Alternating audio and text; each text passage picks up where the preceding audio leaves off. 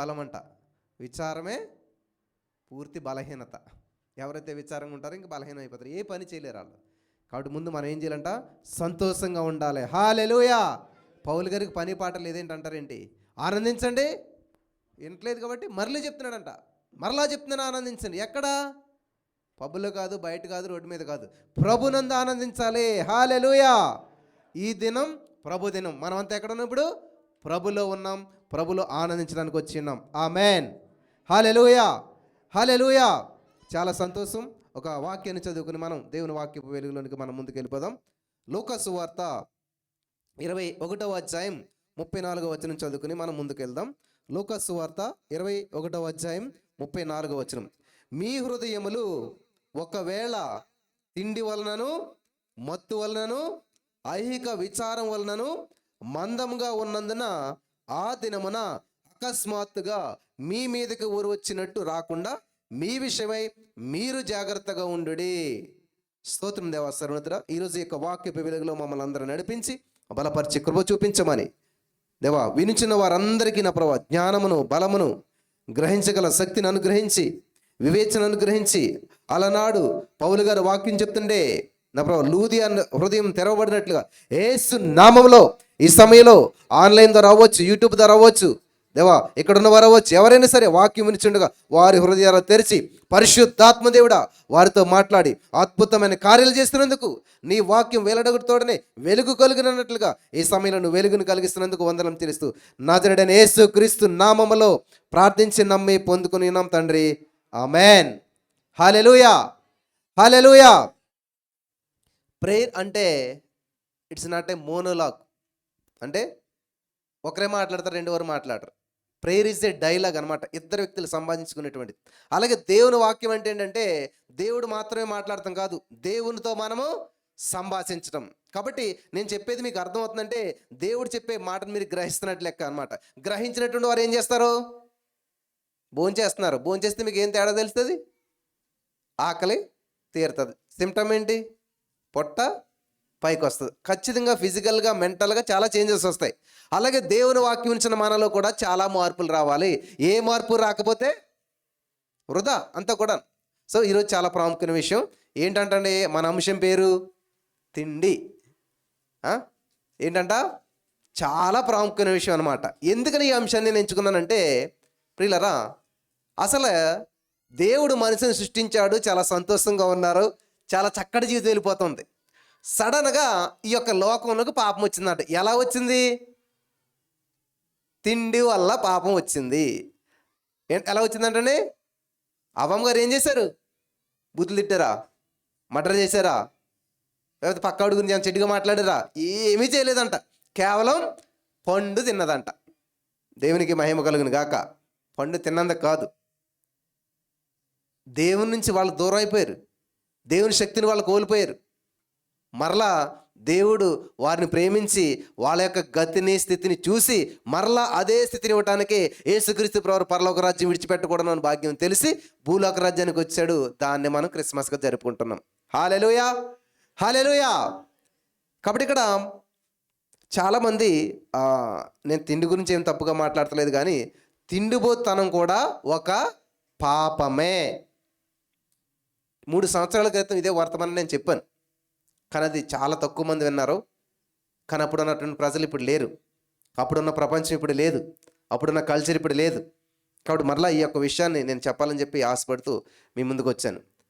తిండిపోతనం కూడా పాపం అంటే చాలామంది ఎవరినో తిడతామో, కొడతామో, మర్డర్ చేయటమో, లేకపోతే దొంగతనం చేయటం అనుకుంటారు. తిండిపోతనం కూడా పాపం అనే విషయం మనకి తెలియదు. అసలు పాపం ఎంటర్ అయిందే తిండి వల్ల. ఈ సత్యాన్ని మీరు గ్రహించాలి. మీకు అందరికీ అర్థం అవడానికి ఫుడ్ అడిక్షన్ అనేటువంటిది ఎంత ప్రమాదకరమైందో ఈరోజు మీకు చెప్పాలని ఆశపడుతున్నాను. ఇంగ్లాండ్ దేశంలో మరి ఒక రాజుగారు ఉన్నారు. ఆయన చనిపోయారు. చనిపోయిన తర్వాత బాధ్యతలంతా కూడా భార్య గారు స్వీకరిస్తూ ఉన్నారు. భార్య గారు స్వీకరిస్తున్నటువంటి సమయంలో ఏమైందంటే భార్య గారు కూడా చనిపోయారు. వాళ్ళకి 2 పిల్లలు ఉన్నారు. 2 పిల్లల్లో పెద్దవాడికి రాజ్యం వస్తుంది కదా, పెద్దవాడు రాజ్యాన్ని ఏలుతూ ఉన్నాడు, చాలా బాగున్నది. పెద్దవాడి పేరు ఏంటంటే రెనాల్డ్. ఇది చరిత్ర చెప్తున్నాను నేను, సత్యం చెప్తున్నాను, జరిగిన సంఘటనని గుర్తు చేస్తున్నాను. నేను ఏదో కథ చెప్పట్లేదు, చాలా శ్రద్ధగా వినాలి.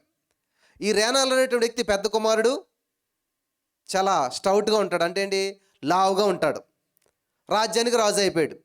ఇలా రాజ్యాన్ని పరిపాలిస్తున్నటువంటి సమయంలో చిన్నోడు ఏమనుకున్నాడు, వీడింత లావు ఉన్నాడు, వీడు ఏమి రాజ్యాన్ని పరిపాలిస్తాడు, ప్రజల పట్ల ఏం బాధ్యత ఉన్నది అని చెప్పి వీడు ఏం చేశాడంట, రాజకీయం అంటే మీకు తెలుసు కదా, నెమ్మదిగా అక్కడ ఉన్న సైనికులందరినీ కూడా తన వైపు తిప్పుకోవటం మొదలుపెట్టాడు. ఆ రాజ్యంలో ఉన్న వాళ్ళందరినీ, రాజ్యంలో ఉన్న సైనికులందరినీ కూడా తన వైపు ఆకర్షించుకుని ఏం చేశాడంటే వాళ్ళందరిని బంధించాడు. ఎవరిని? రేనాల్డ్ గారిని, ఎడ్వర్డ్. వాళ్ళ తమ్ముడి పేరు ఏంటంటే ఎడ్వర్డ్. మీరు చరిత్రలో చూసుకోవచ్చు, గూగుల్లో కూడా దాన్ని సెర్చ్ చేసి. ఎడ్వర్డ్ గారు ఏం చేశాడంటే రేనాల్ అనేటువంటి వాళ్ళ అన్నగారిని బంధించేశాడు. బంధించి ఏం చేశాడంటే ఒక చిన్న గదిలో పెట్టాడు. చిన్న గది అంటే ఒక పెద్ద రూమ్లోనే పెట్టాడు. ఆ రూమ్లో పెట్టి బంధించాడు. బంధించి ఏం చేశాడంటే ఒక కండిషన్ పెట్టాడు. నీకు రాజ్యం కావాలంటే ఒక కండిషన్, ఒక టెస్ట్. ఆ టెస్ట్ పాస్ అయితే నీకు రాజ్యం ఇచ్చేస్తాను, లేదంటే ఆ రాజ్యాన్ని నేనే పరిపాలిస్తాను అని చెప్పాడంట. ఏంటా టెస్ట్ అంటే, ఆ పెద్ద గదిలో ఆయన బంధించాడు. ఆయనకు కావాల్సినటువంటి సమృద్ధి అయినటువంటి ఆహారం అంతా కూడా సప్లై చేస్తూ ఉన్నాడు. కానీ చాలా చిన్న ద్వారం పెట్టాడంట, చిన్న తలుపు, సింగిల్ డోర్ పెట్టాడనమాట. ఆ డోర్ నుంచి నువ్వు బయటకు వస్తే రాజ్యం ఇది అన్నాడంట. అర్థమవుతుంది నేను చెప్పేది మీకు అందరికీ? ఆ డోర్ ఏమో సన్నగా ఉంది, ఈయన చాలా లావు ఉన్నాడు. ఆ డోర్ నుంచి అని బయటికి రావాలంటే ఏం చేయాలి? అదే సన్నగా కావాలంటే ఏం చేయాలి? తిండి మానేయటం. డైట్ అంటే చాలామంది తింటాం మానేస్తాం అనుకుంటారు. డైట్ అంటే తిండి మానేయటం కాదు, ఏది తినాలో ఎంత తినాలో అంత తింటాం డైట్ అంటారు కదా. డైటింగ్ ఏంటి, సన్నబడిపోయి ఉంటారు అంటే తిండి మానేసామని కదా అర్థం. ఏది తినాలో ఎంత తినాలో అంత తింటమే డైటింగ్ అనమాట. ఇలా జరుగుతున్నటువంటి సమయంలో అన్నగారు లోపల ఉన్నాడు, తమ్ముడు బయట ఉన్నాడు. అన్నగారికి కావాల్సిన సర్వ సమృద్ధిని తమ్ముడు గారు సప్లై చేస్తూ ఉన్నాడు. ఇంకా రాజ్యం లేదు, భారం లేదు, ఏమీ లేదు కదా. లోపలికి వచ్చి ఏం చేస్తున్నాడు ఈయన? రాజ్యం మర్చిపోయాడు, ప్రజలు మర్చిపోయాడు. సమృద్ధి అయినట్టు ఆహారం వస్తుంది కాబట్టి కూర్చుని తినటం ప్రారంభించాడు. చూస్తే సన్నబడతాడు, బయటకు వస్తాడంటే లోపలికి వెళ్ళినప్పుడు ఉన్నటువంటి లావు కంటే ఇంకా పెరిగి లావు అయిపోయాడు. వింటున్నారా? చూడండి, మనకి పాలుగా ఉన్నప్పుడు చక్కగా ఏదైనా బాటిల్లో పోయగలుగుతాం. అదే పాలు గడ్డ పెరిగి అయితే ఇంక దాన్ని ఏమీ చేయలేం మనం. అలాగే అయిపోయాడు ఈయన రాజ్యం పరిపాలించేటప్పుడే ఒక విధంగా పిలిచేవారంటే ఏంటంట, రేనాల్డ్ ద ఫ్యాట్. ఏం పేరైంది? రేనాల్డ్. కానీ అందరూ ఏం చేసేవారు, చాలా ఫ్యాటీగా లావుగా ఉన్నాడని చెప్పి అందరూ రేనాల్డ్ ద ఫ్యాట్ అని చెప్పి పిలిచేవారంట. అప్పటికి కూడా ఆయనకి ఏ విధమైనటువంటి అబ్జర్వేషన్ రాలేదు. ఈ విధంగా లోపలికి వచ్చి మంచిగా తింటా ఏం చేయడంట, 100 కేజీలు ఉండేవాడు కాస్త 200 కేజీలు అయ్యాడు. కనీసం ఇప్పుడు చెయ్యి కూడా బయటికి రాదన్నమాట తలుపు నుంచి. అంత లావు అయిపోయాడు. ఇంకా ఆయనకు అర్థమైంది, ఇంకా నేను బయటికి వెళ్ళని చెప్పి ఇంకా తినటం ప్రారంభించాడంట. తిని ఏం చేశాడంటే అందులోనే చనిపోయాడంట ఆయన. కనీసం దూరం దగ్గరికి రాకుండా, బయటికి రాకుండా. ఇంకా తర్వాత వాళ్ళ తమ్ముడు రాజ్యాన్ని ఏలటం ప్రారంభించాడు. ఈ విషయం నేను ఎందుకు చెప్తున్నానంటే చరిత్రలో జరిగిన సంఘటనే. ప్రియులరా, ఒకటి కావాలంటే ఒకటి వదులుకోవాలి. నీకు ఫుడ్ అంటే టెంప్టేషన్ వచ్చింది, చక్కగా తినాలన్న ఆశ ఉంది. ఈ ఆశ నువ్వు చంపుకోలేదు అనుకోండి, ఏం చేస్తావు? ఖచ్చితంగాను లావు అయిపోతావు, అందవిహీనంగా మారిపోతావు, అందరి చేత అవమానించబడుతూ ఉంటుంది, చాలా ప్రతికూల పరిస్థితులు ఎదురవుతుంటాయి. అదే మనం కంట్రోల్ చేసుకున్నాం అనుకోండి. బైబిల్లో ఒక మాట ఉంటుంది ఏంటంటే, మొదటి పేతురు పత్రికలో, నేను ఇప్పుడు చదివించట్లేదు కానీ అక్కడ ఏమని ఉంటుందంటే, సైతానుగాడంట గర్జించు సింహం వల్లే ఎవరిని మృంగుదునా అని చెప్పి ఏం చేస్తున్నాడు? తిరుగుతూ ఉన్నాడు. నీవు ఆహారాన్ని కంట్రోల్ చేయకపోతే సైతానుగాడికి నువ్వు ఆహారం అయిపోతావు. ఏం చేస్తాడు? మింగేస్తాడు. ఎక్కడ నీ బలహీనత చూస్తాడో దాని మీద కొడతాడనమాట నిన్ను. మనకి 2 ఆదాములు ఉంటారు బైబిల్లో. ఎవరాళ్ళు? మొదటి ఆదాం, చివరి ఆదాం, ఇద్దరు. ఎవరు? మొదటి ఆదాం అంటే ఆదామే, చివరి ఆదాం అంటే యేసుక్రీస్తు ప్రభువు. వీళ్ళిద్దరికి సేమ్ శోధనలు ఎదురవ్వాయి అంట. ఏంటది? సైతానుగాడు తిండితోటి శోధించాడంట. ఇద్దరు కూడా పక్కలో గాయాలు అవ్వాయంట. ఎవరి కోసం? భార్యల కోసం. ఇద్దరికి గాయాలైంది ఎలాగంట? ఎవరి కోసం? అంతే కదా. ఇప్పుడు ఆదాము గారికి ఎముకని ఎక్కడ తీశాడు దేవుడు? ప్రక్కడే తీశాడంటే పక్కలో గాయం చేశాడు. యేసుక్రీస్తు వరకు బల్లి ఎక్కడ పొడిచారు? ఎవరి కోసం? మనం అంటే ఎవరు? సంఘం. సంఘం అంటే ఎవరు? వధువు సంఘం అంటారు కదా, దేవుని భార్య. అంటే భార్య కోసం ఇద్దరు ఆదాములు కూడా సేమ్ ప్లేస్లో గాయం తిన్నారు. భార్య కోసం ఇద్దరు కూడా శోధన ఎదురైంది. ఎలాగా? ఫుడ్ విషయంలో సైతాన్ గారు శోధించాడు. ఇక్కడ అవ్వాం గారిని శోధించి అవ్వాం గారి ద్వారా ఆదాము గారిని కూడా శోధించాడు. కానీ మొదటి ఆదాము ఓడిపోయాడు, చివరి ఆదాము జయించాడు. హల్లెలూయా. మన ఎవరి సంతానం అంట? మొదటి ఆదాము సంతానం అయినప్పటికీ చివరికి మనం ఇప్పుడు చివరి ఆదామని యేసుక్రీస్తు వారి సంతానంగా మార్చబడ్డాం. హల్లెలూయా, హల్లెలూయా. ఈ లూకాసు వార్త 21:34 ఉన్నటువంటి మాట ఎవరు చెప్తున్నారంట? అమ్మా చెప్పాలి. లూకాసు వార్త 21వ అధ్యాయము చదువుదాం మనం. 34వ వచనంలో ఉన్నటువంటి మాట ఎవరు పలుకుతున్నారంటే, మీకు రెడ్ లెటర్ బైబిల్ అని ఉంటుంది. ఒకవేళ కొనుక్కోలేకపోతే పర్లేదు, కానీ యాప్ కూడా ఉంటుంది, మీరు వేసుకుంటే. అందులో ఇది రెడ్ లెటర్లో ఉన్నదనమాట. అంటే రెడ్ లెటర్లో ఎందుకున్నది అని చూసినట్లయితే, యేసుక్రీస్తు ప్రభువు భూలోక రాజ్యంలో మనిషిగా సంచరించినప్పుడు, అంటే దేవుడే స్వయంగా మాట్లాడిన మాటలన్నీ కూడా ఇంపార్టెంట్. రెడ్ అంటే ఏంటి? ఇంపార్టెంట్ అని అనమాట. కాబట్టి రెడ్ మార్క్ పెట్టుకోండి. మనకి స్కూల్లో అయితే మేము ఏం చేసేవాళ్ళం? రెడ్ పెన్, బ్లూ పెన్ వాడేవాళ్ళం. రెడ్ పెన్ దేనికి? Question answer, blue pen, black pen వాడేవారు. అలాగే ఇక్కడ మెయిన్ ఏంటంటే ఇంపార్టెంట్, ఇక్కడ దేవుని మాటలు ఇంపార్టెంట్. కాబట్టి మొత్తం కొత్త నిబంధనలు ఎక్కడ చూసినా రెడ్ లెటర్ ఉందంటే ఖచ్చితంగా ఎవరు పలికినట్టు? యేసు ప్రభువు పలికినట్టు. సరే, ఇక్కడ ఈ మాటలు ఎవరు చెప్తున్నారంటే, లూకాసు వార్త 21:34 వచ్చిన మాట ఎవరు చెప్తున్నారు? స్వయంగా యేసు ప్రభువు భూలోక రాజ్యంలో పలికినట్టు మాట. చదువుదాం మనం ఇప్పుడు. మీ హృదయములు ఒకవేళ తిండి వలన, తింటే ఎక్కడికి వెళ్తుంది? అలా కాదు, హృదయంలోకి వెళ్తుందా, కడుపులోకి వెళ్తుందా? మరి ఇక్కడ దేవుడు ఏం మాట్లాడుతున్నాడు? చాలా జాగ్రత్త గమనించాలి. అంటే మనకు తినాలనేటువంటి ఆశ ఎక్కడ పడుతుంది? ముందులను కడుపులో కాదు, హృదయంలోంచి వస్తుంది అన్నమాట. జాగ్రత్తగా గమనించాలి. మీ హృదయములు ఒకవేళ తిండి వలనను, మత్తు వలనను, ఐహిక విచారముల వలనను మందముగా ఉన్నందున. మందం అంటే ఏంటి? మందం అంటే లావు. చూసారా, ఆయన ఏం చేశారు? ఇప్పుడు లావు అయిపోయాడు కాబట్టి బయటికి రాలేకపోయాడు, రాజ్యాన్ని కోల్పోయాడు. అంటే మనం ఎప్పుడైతే దేవుని సన్నిధిలో ఉండవలసిన విధంగా ఉండకుండా చేయవలసిన పని చేయలేనట్లయితే ఏమవుతుంది? ఐహిక విచారములను మందంగా ఉన్నందున ఆ దినమున అకస్మాత్తుగా మీ మీదకి ఉరి వచ్చినట్టు రాకుండా మీ విషయం మీరు జాగ్రత్త పడాలి. ఇక్కడ బాగానే ఉంది. ఇప్పుడు మీరు లావుగా ఉన్నారు, మీరు సన్నగా ఉండాలంటే ఏం చేయాలి? అదే ఎక్సర్సైజ్ చేయాలి, డైటింగ్ చేయాలి. ఎవరు చేస్తారు? ఇప్పుడు నేను తింటాం మానేస్తాను అనుకోండి, మీకు బదులుగాను నేను ఉపవాసం ఉంటాను అనుకో, మీరు సన్నబడతారా? మరి అది చెప్తున్నాడు ఇక్కడ. ఏం చేయాలంట? మీ విషయమై మీరు జాగ్రత్త పడండి. ఇది భలే ఉన్నది. లోక గారు వైద్యుడు కదా, డాక్టర్ గారు కదా, ఎవరైనా చెప్తుంటే ఈ మాటలో యేసు ప్రభువు వారు చెప్పినటువంటి మాటలను గ్రహించి లోక గారు రాస్తున్నాడు అనమాట. జాగ్రత్తగా గమనించాలి. యాకోబు గారు కూడా ఒక మాట అంటాడు. ఏమంటాడు ఆయన? మీలో ఎవరికైనా సంభవించిందా అంటే అందరు చేతులు ఎత్తేస్తారు. అస్సలు బ్రదర్, మా జీవితం అంతా శ్రమలే, అడుగునా శ్రమలే కదా, ఖచ్చితంగా చేతులు ఎత్తారు. వెంటనే ఏమన్నట్టు తెలుసా? అయితే మీరే ప్రార్థన చేసుకోండి అన్నాడు. మరి ఇంకెందుకు చేయత్తమన్నట్టు కదా. ఈయన కూడా యేసుప్రభువు కూడా ఏమని చెప్తున్నాడంటే, మీకు ఈ సమస్య వస్తుంది, తింటే ఇలాంటి పరిస్థితి వస్తుంది, కాబట్టి ఏం చేయాలి? మీకు మీరే కంట్రోల్ చేసుకోండి అన్నాడు ఆయన. ఈ డాక్టర్ గారు చెప్తున్నట్టు మాటలు డాక్టర్ రాస్తున్నాడు మాట. దేవుడు చెప్పిన మాటలను గ్రహించి చాలా స్పష్టంగా రాస్తున్నాడు. ఏమని? జాగ్రత్తగా వినాలి. మీ హృదయం ఒకవేళ తిండి వలనను, మత్తు వలన, ఐహిక విచారం వలన మందంగా ఉన్నందున ఆ దినం అకస్మాత్తుగా మీ మీదకి ఊరి వచ్చినట్టు. బా, తిండి ఏం తీసుకొస్తుందంట? ఆయనకి ఏమైనా ఊరేహాడా అన్నకే? అండి అడ్వాడిగా నన్ను ఊరి తీసాడా? కట్లెత్తి పొడిచాడా? ఏమి తిండి పెట్టి చంపేశాడు. ఏం చేశాడు? ఈ రోజున మాకు కూడా ఇదే పరిస్థితి ఎదురవుతుంటుంది. ఏ ఇంటికి వెళ్ళినా సరే అస్సలు వద్దు వద్దు వద్దు అన్నా సరే తిండి పెట్టి చంపేస్తున్నారు చాలామంది. సేవకులు అందరూ అదిగానే కదా, సేవకు వచ్చినప్పుడు సన్నగా ఉంటారు అంతే. కొన్నాళ్ళు సేవ పరిచయాలు ముందుకెళ్ళేదిలోకి ఏమవుతారు? మందంగా తయారవుతారు అన్నమాట, లావుగా తయారైపోతుంటుంటారు. కారణం ఏంటి? ఇదిగో రేనాళ్ళు ఉన్నారు కదా, ఆయన్ని ఎడ్వర్డ్ గారు ఎలాగైతే చేశారో అలాగే చాలామంది చేస్తూ ఉన్నారు. జాగ్రత్త గమనించారు. కాబట్టి మనం ఏం చేయాలంట? మీ విషయమై మీరు జాగ్రత్త పడాలి. నాతో ఒక మాట అందరు చెప్పండి. ఆకలి ఉండగానే అన్నం మానేసేయాలి.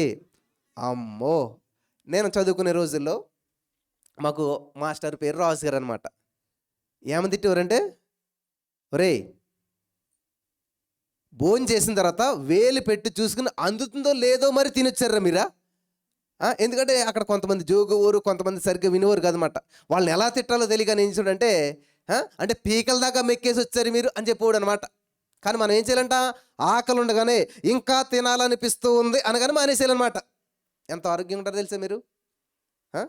సంతృప్తిగా భోంచేయడం అంటే మొత్తం కడుపు నిండా తినేసేసి బో అంటాం కాదు. ఇంకా ఆకలి ఉన్నది కానీ అన్నం మానేసేయాలి. ఇంకా తినాలని ఉంది కానీ తింటాం మానేసేయాలి. అలా ఉన్నప్పుడు మీరు ఏం చేస్తారో తెలుసా? ఆరోగ్యంగా ఉంటారో. హల్లెలూయా, హల్లెలూయా, హల్లెలూయా.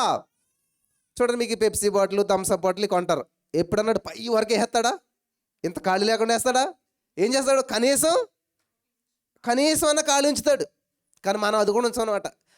ఇంకా ఉంచడం కాదు కదా, అసలు అయిపోతుంది. మళ్ళీ ఇంకా దొరుకుతుందో లేదు ఇలాంటి ఛాన్స్. ఇలాంటి పెళ్ళికి వస్తామో రావు మనం, ఇన్ని వెరైటీస్ దొరుకుతాయి లేదని చెప్పి ఆల్రెడీ కడుపు నిండిపోయినా సరే ఆ పక్క నుంచి ఈ పక్క నుంచి మనం తినేస్తూ ఉంటుంటాం. నేను ఎవరిని విమర్శించలేదు, ఎవరిని బాధపడతలేదు. అందరిని అవుతారంటే అందరూ ఇలా చేస్తారని అర్థం అనమాట కదా. మనలో చాలామంది మనం అలా చేస్తుంటున్నాం. ఈరోజు చాలా ప్రాముఖ్యమైన విషయాలు నేను చెప్తూ ఉన్నాను కాబట్టి మీరు చాలా జాగ్రత్తగా ఉండాలని చెప్పి ప్రభు పేరట మనం చేస్తున్నాను. హల్లెలూయా. ఫిలిప్పి గారు ఏమంటారు తెలుసా? అబ్బో, ఆ మాట వింటే మరి మీకు చాలా బాధపడుతుందేమో. ఫిలిప్పి పత్రిక 3:19 నేను చదివి వినిపిస్తాను, చాలా జాగ్రత్తగా ఉన్నారు. ఫిలిప్పీలు రాసిన పత్రిక 3:19 ఏమనుందంటే అక్కడ, నాశనమే వారి అంతము, వారి కడుపే. అబ్బా, ఇప్పుడు లేచిన వెంటనే మనకు దేవుడు గుర్తు రావాలి కదా, కానీ మనకేం గుర్తు వస్తుంది? కడుపు అంట. వారి కడుపే వారి దేవుడు. కడుపు నింపుకోవడం కోసం ఏదైనా చేస్తుంటుంటారు. ఈరోజు బైబిల్ గ్రంథంలో కొంతమంది ఏం చేశారంటే విషయాన్ని కూడా మీ మధ్యకి నేను తీసుకొస్తాను, చాలా జాగ్రత్తగా ఉండాలి. వారి కడుపే వారి దేవుడు. అందుకనే ఈ రోజున మనం ఒక సామెతల గ్రంథం 23 చాలా జాగ్రత్తగా చదువుకుంటూ వచ్చిన్నాం. అక్కడ ఏమనుంది? సామెతల గ్రంథం 23:1. హల్లెలూయా, హల్లెలూయా. ఇక్కడ ఏలిక అంటే అర్థం ఏంటి? నీవు ఏలికతో భోజనం చేయి కూర్చుండిన ఎడలా నీవెవరు సమక్షమున్నావో బాగుగా యోచించుము. ఏలికలు అంటే ఎవరు? ఏలుబడి చేస్తున్నారని అంటారు కదా. అంటే ఏంటి? ఏలుబడి చేసే వాళ్ళని ఏమంటారు?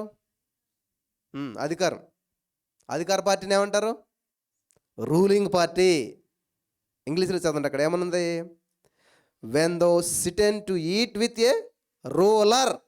ఏలికతో అంటే ఏంటంటే రూలర్, రూలింగ్ చేసే వాళ్ళతోటి, పరిపాలించే వారితోటి, గొప్పవారితోటి భోజనం చేసేటప్పుడు ఏం చేయాలంట? మరి సింపుల్ ట్రిక్ చెప్తాను చూడండి. ఎప్పుడన్నా మంచి పెళ్ళికి వెళ్ళేటప్పుడు ఏం చేయాలి తెలుసా? శుభ్రంగా కొంచెం ఇంటి దగ్గర తినో, లేకపోతే 4 గ్లాసులు నీళ్ళు తాగి వెళ్ళండి. అప్పుడు ఏం చేస్తారు? ఎంత తినాలో అంత తింటారనమాట. అంతేగాని ఇటువంటి పెళ్ళి మళ్ళీ రాదని చెప్పి 3 రోజులు ఉపవాసం ఉండి మీరు వెళ్ళారనుకోండి, అందరం మీ వైపే చూస్తారు. తిండి విషయంలో చాలా జాగ్రత్తగా ఉండాలన్నమాట. ఇక్కడ చూడండి, ఏలికలతో నువ్వు భోజనం చేసేటప్పుడు ఎలా ఉండాలంట? చాలా జాగ్రత్తగా ఉండాలి అని చెప్పి చెప్తూ 2వ నీవు తిండిపోతువైన ఎడల నీ గొంతుకు కత్తి పెట్టుకొనుము. జాగ్రత్త గమనించాలి. కత్తి పెట్టుకోవటం అంటే అర్థం ఏంటి? కట్ చేసుకో, కట్ ఆఫ్ చేసుకో, కంట్రోల్ చేసుకో, లిమిట్గా ఉండు, తొందరపడకు, ఆశపడకు.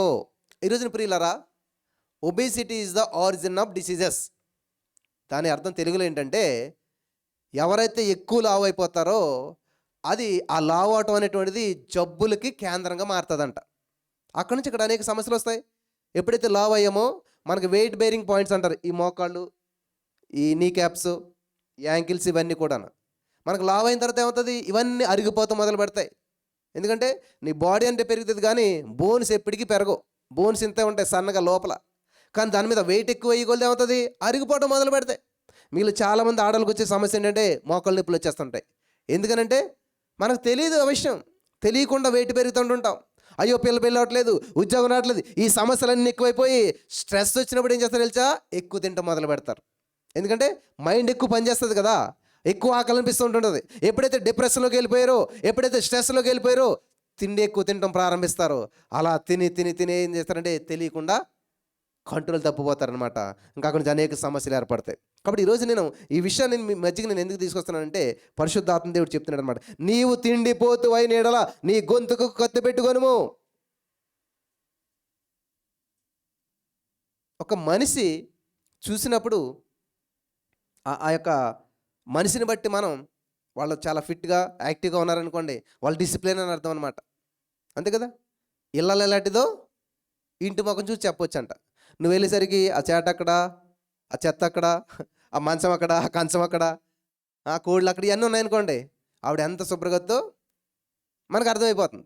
కానీ ఉన్నది చిన్న లేక నువ్వు వెళ్ళేసరికి నీట్గా ఏది ఎక్కడ ఉండాలో ఎలా ఉండాలో అలా ఉండి, ఎక్కడ డస్ట్ దుమ్ము లేకుండా చక్కగా నీట్గా ఉందనుకోండి, ఏం చేస్తావు? నీ మనసుకు తెలియకుండా ఆహ్లాదకరమైనటువంటి వాతావరణం కనిపిస్తుంది, అక్కడ సంతోషం అనిపిస్తుంది. 2 నిమిషాలు ఉందని అనుకున్న వాళ్ళు 10 నిమిషాలు ఉంటావు అక్కడ. కానీ నువ్వు 10 నిమిషాలు ఉందని వెళ్ళేసరికి ఆ కుర్చీ నిండా సంథింగ్ తెలిసి మీకు అందరికీ ఏయో పెంచుకుంటుంటారు కదా, అది ఎక్కువ కూర్చుని ఉంటుంది, అప్పుడే దిగుతుంది అది. ఇట్లాంటివన్నీ చూస్తారు, మీరు ఏం చేస్తారు? కనీసం నుంచోట కూడా ఇష్టపడకుండా వెంటనే వచ్చేస్తారు. కాబట్టి ఈరోజు నా దేవుని యొక్క ఆలయం ఏంటంట? నీ దేహము. నీ దేహము దేవుని ఆలయం. చాలామంది ఏం చేస్తారంటే ఎక్కువ ప్రేయరు దేవుడు అంతే, శరీరాన్ని వదిలిపెట్టేస్తారు, బాడీని వదిలిపెట్టేస్తారు, బాడీని పక్కన పెట్టేస్తారు. ఇక్కడ చాలా ప్రాముఖ్యమైనటువంటి నీ దేహము కూడా దేవుని ఆలయం. దేవుడు వచ్చి దాంట్లో నివసించాలంటే, దేవుడు లోపల ఉండాలంటే ఎలా ఉండాలంటే ఇది నీట్గా ఉండాలి, భద్రంగా ఉండాలి, పర్ఫెక్ట్గా ఉండాలి, ఆరోగ్యంగా ఉండాలి.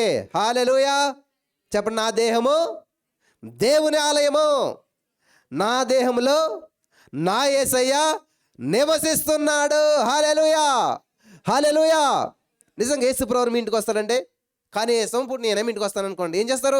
మీకున్న బెస్ట్ ఆటలు ఏదో చూసి ఖచ్చితంగా ఆ చైర్ ఉంటే చైరు అన్నీ చేసి అమ్మ పాస్టర్ వస్తుందని చెప్పి కనీసం ఆ రోజున నీట్గా తుడిసి అన్నీ పెట్టి ఏం చేస్తారు?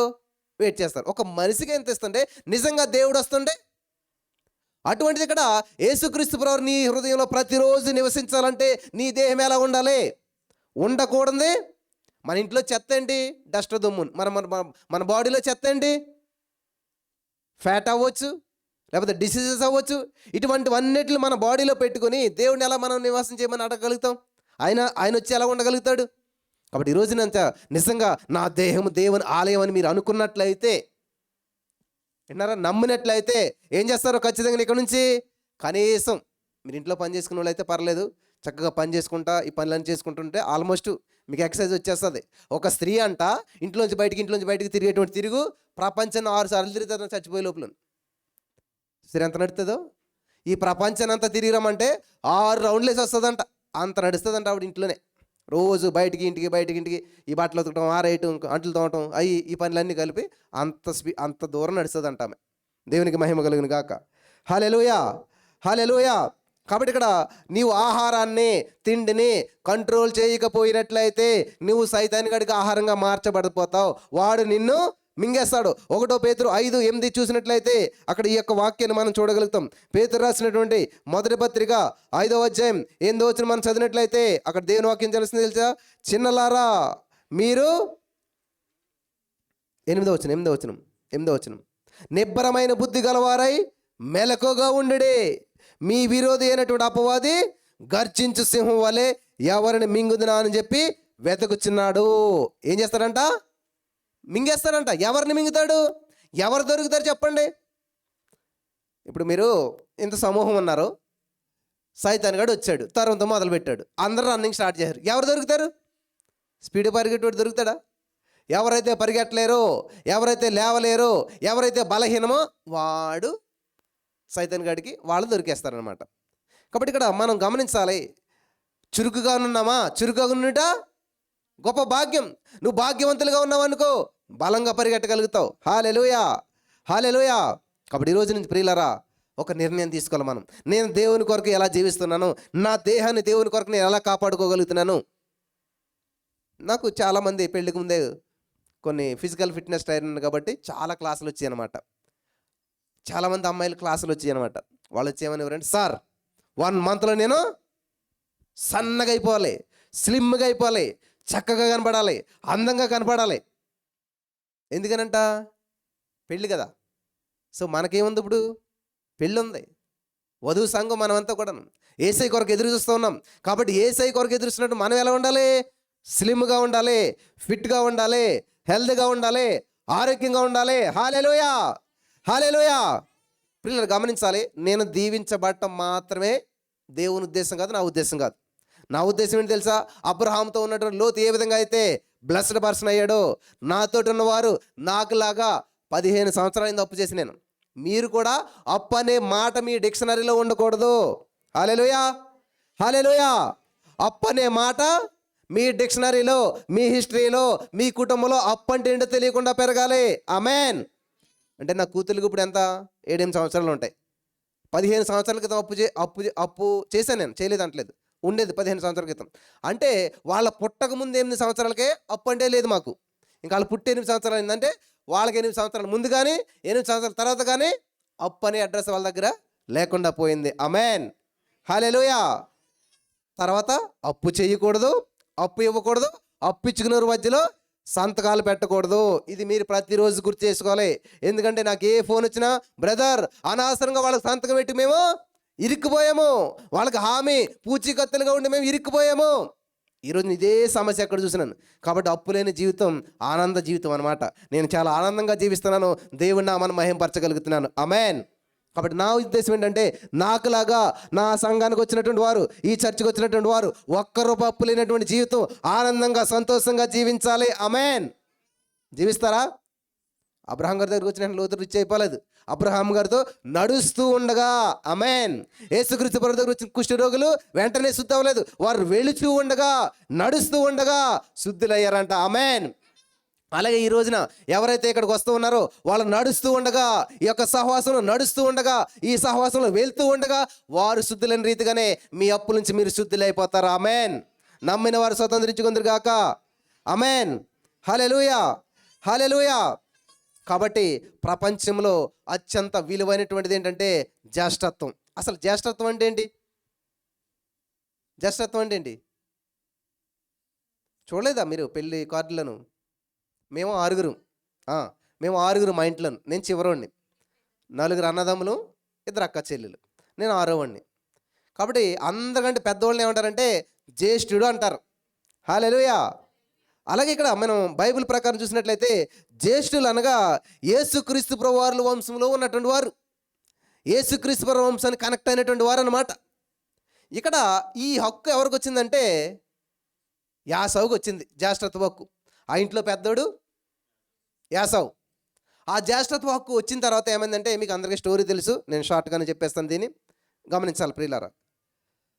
ఆదికాండం 30వ అధ్యాయం మనం చూసినట్లయితే, ఆదికాండం 30వ అధ్యాయం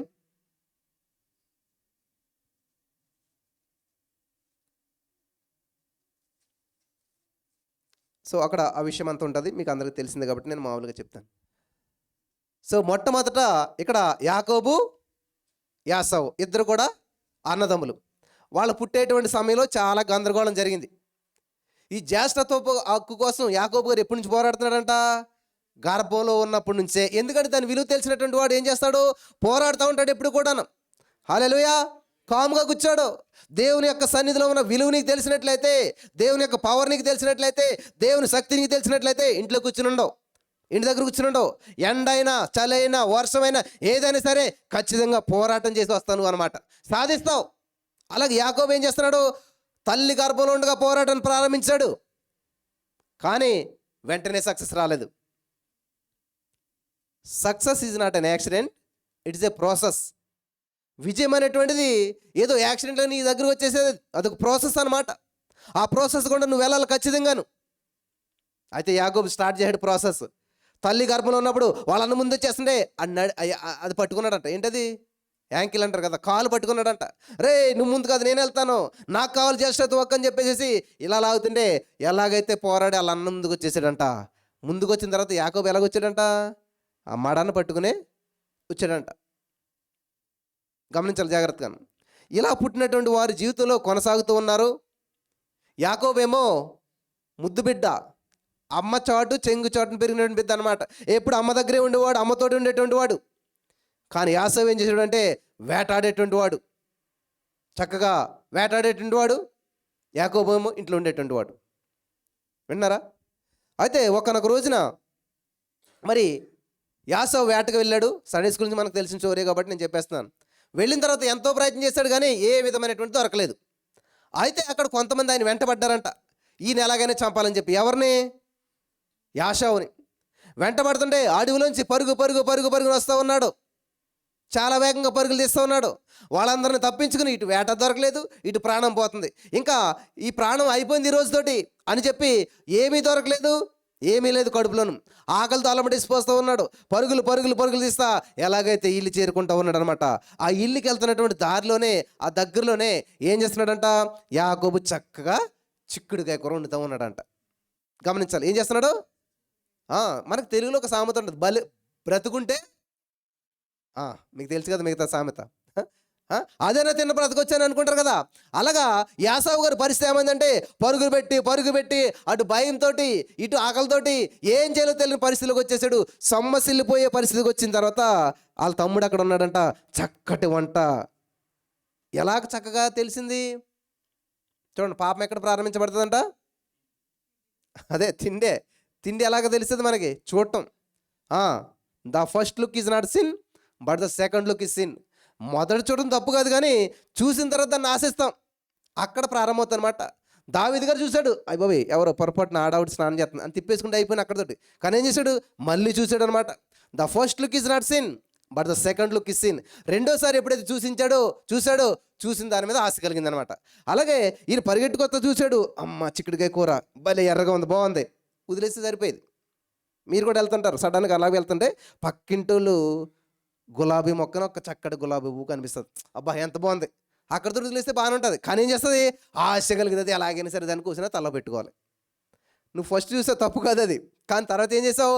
ఆశించావు, ఇంకా ఆటోమేటిక్గా నీ మనసు వెళ్ళిపోయింది, హృదయం వెళ్ళిపోయింది, ఆటోమేటిక్గా నువ్వు వెళ్ళిపోతావు, కోసేస్తావు, తలలో పెట్టేసుకుంటావు.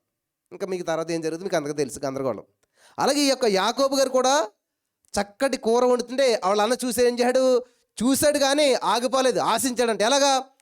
ఇప్పుడు నాకు మరణ భయం ఏలుబడి చేస్తుంది, వాళ్ళు చంపేయడానికి చూస్తున్నారు, తింటాకి ఏమీ లేదు, ఏమీ వేటాడలేదు, కాబట్టి ఇంకొద్ది క్షణాలు నేను చనిపోతాను, ఇక నా జీవితం సమాప్తం, క్లోజ్ అయిపోయింది. కాబట్టి ఇలా చచ్చిపోయే కంటే ఏదో తిని బ్రతకడం మేలు అనుకుని, ఒరే నాకు కొనంత కూర అయ్యారంటే దొరికాడు ఛాన్స్, కడుపులో నుంచి ప్రయత్నం చేస్తున్నాను నేను. ఎప్పటి నుంచి అంట? అమ్మ కడుపు నుంచి వెంటాడుతుంటే ఎన్నాళ్ళకి దొరికాడు రా వీడని చెప్పి దొరికిందే ఛాన్స్ అనుకుని ఏం చేయడంట? ఓ కండిషన్ అన్నాడంట. చూడండి తమ్ముళ్ళు అందరూ ఎలా మోసం చేస్తున్నారు. దేవుని మహాకృప నేనైతే మోసం చేయలేదు కాబట్టి దేవుడు నన్ను ఇంతవరకు తీసుకొచ్చాడు. హల్లెలూయా, హల్లెలూయా. నేను మోసం చేయలేదు, నేను మోసపోయిన సందర్భాలు చాలా ఉన్నాయి, కానీ నేను మోసం చేసిన వాళ్ళు అంటే ఎవరు లేరు ఎక్కడ కూడా. నేను పబ్లిక్గా చెప్తున్నాను, ఎవరైనా మోసపోయింటే రావచ్చు. అయితే ఎడ్వర్డ్ గారు ఏం చేశాడు? టెస్ట్ పెట్టాడు వాళ్ళ అన్నకి, ఫెయిల్ అయిపోయాడు. కాబట్టి ఆ యొక్క అధికారం ఎవరికి వచ్చింది? తమ్ముడికి వచ్చింది. రెనాల్డ్ గారు ఫెయిల్ అయిపోయారు, ఎడ్వర్డ్ గారు రాజు అయిపోయాడు. ఇప్పుడు మళ్ళీ అదే పరిస్థితి ఏర్పడుతుంది ఇక్కడ. యాకోబుకి యాకోబుకి ఒక పరీక్ష ఎదురైంది అనమాట. అసలు యాకోబు పరీక్షే కాదు అది చెప్పాలంటే, కానీ యాకోబుకి ఆశ ఉన్నది అనమాట. ఏది కావాలి? జ్యేష్ఠత్వం కావాలంటే చక్కటి ప్రిపరేషన్ కూర వదులుకోవాలి. కూర వదులుకుంటే జ్యేష్ఠత్వం వస్తుంది. ఆయనకి జ్యేష్ఠత్వం వదులుకుంటే కూర వస్తుంది. కూర కోసం జ్యేష్ఠత్వం కోసం కూర. ఇప్పుడు ఇద్దరికి కాంపిటీషన్ మొదలైంది అక్కడ. ఎవరు నెగ్గుతారు? కూర కాకపోతే మళ్ళీ వండుకోవచ్చు అనుకున్నాడు యాకోబు. ఇది పోతే పోందిలే, నేను మళ్ళీ వండుకోగలుగుతాను. కానీ ఈయన మాత్రం అలా ఆలోచించలేదు. ఎవరు? యాసవ్ అలా ఆలోచించలేదు. అరే కూర పోతే మళ్ళీ ఎక్కడో దిక్కున తెచ్చుకోవచ్చు, కానీ ఈ జ్యేష్ఠత్వమే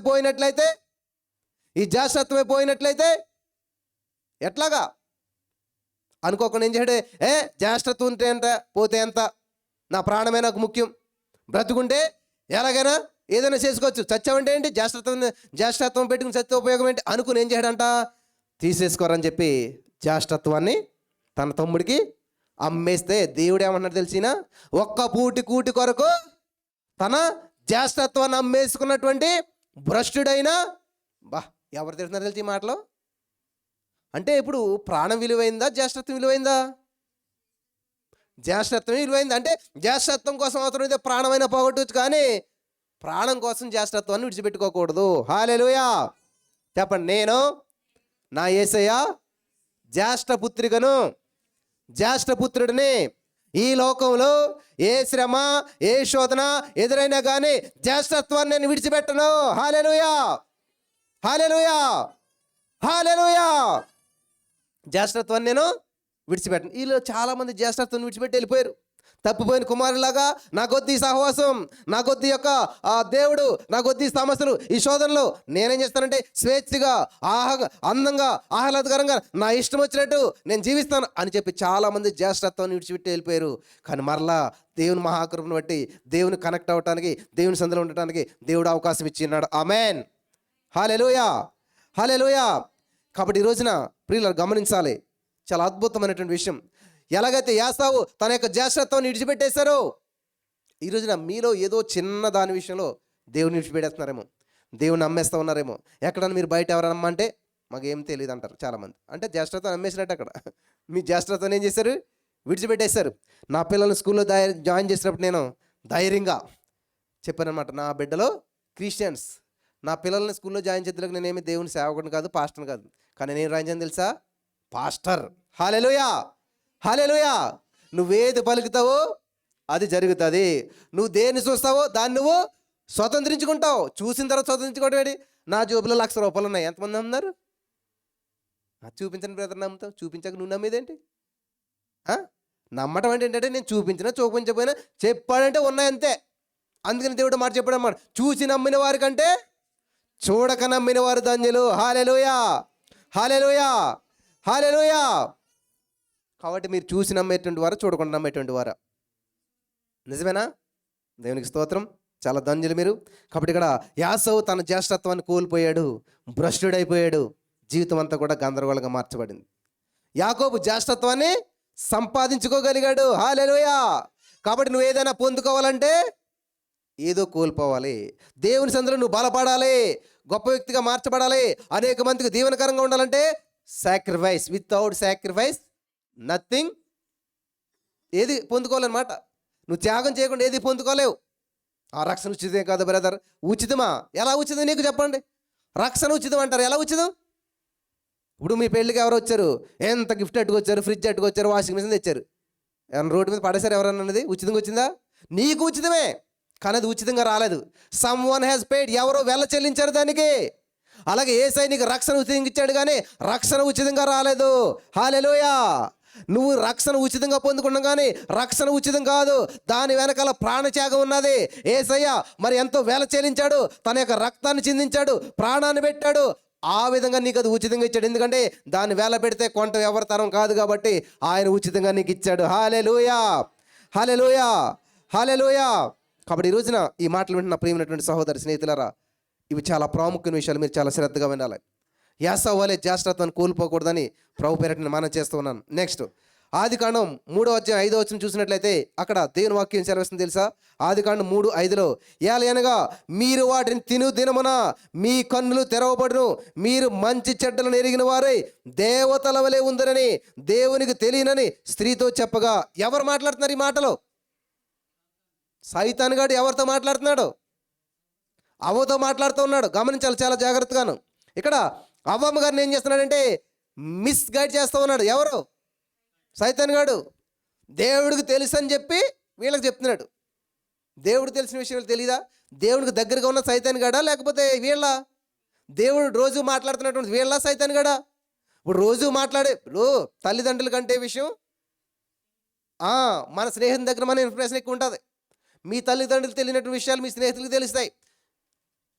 ఒకసారి నేను చదువుకునే టైంలో నేను లెక్చరర్ చేస్తున్నాను, నా పక్కన లెక్చరర్ చేస్తున్నారు. సడన్గా నా పక్కన లెక్చరరు క్లాసులో ఉన్న అమ్మాయితో జంప్ అనమాట. పోలీసులు ఎక్కడికి వెళ్ళారు అనుకుంటున్నారు? ఎక్కడికి వెళ్ళారు? వాళ్ళ తల్లిదండ్రులు పట్టుకోలేదు, తల్లిదండ్రులు విచారించలేదు. ఈయనతో స్నేహితులు ఎవరైతే ఉంటారో, ఏ రూమ్లో అయితే ఉంటున్నాడో వాళ్ళని తీసుకెళ్ళి శుభ్రంగా చితక్కొట్టేశారు. ఎందుకనంటే ఆయనతో స్నేహం చేసినందుకు. ఆయన ఇన్ఫర్మేషన్ ఎవరి దగ్గర ఉంటుందంట?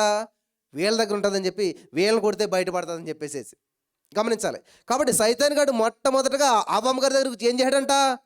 అవ్వమ్మ పండు తినే అన్నాడా? విండ ఎవడను? ఎవడు చెప్తుంటాడంట? స్నేహితులు చెప్తుంటారు కదా. కాబట్టి అవ్వమ్మ గారితో రోజునంట ఫ్రెండ్షిప్ చేసాడంట. ఎవడో? సైతాన్ గారు. రోజు ఫ్రెండ్షిప్ చేసి నమ్మకత్వం వచ్చేలా చేసి మనకి ఎలా ఉంటుంది? సైతాన్ గారు వచ్చాడు, చెట్టు ఎక్కాడు, అంత అవ్వమ్మ చూసి పండు తినేమన్నాడు, తినేసాడు. సెకండ్స్లో అయిపోతుంది అంత స్టోరీ. అంత ఈజీగా ఏం కాదు అది.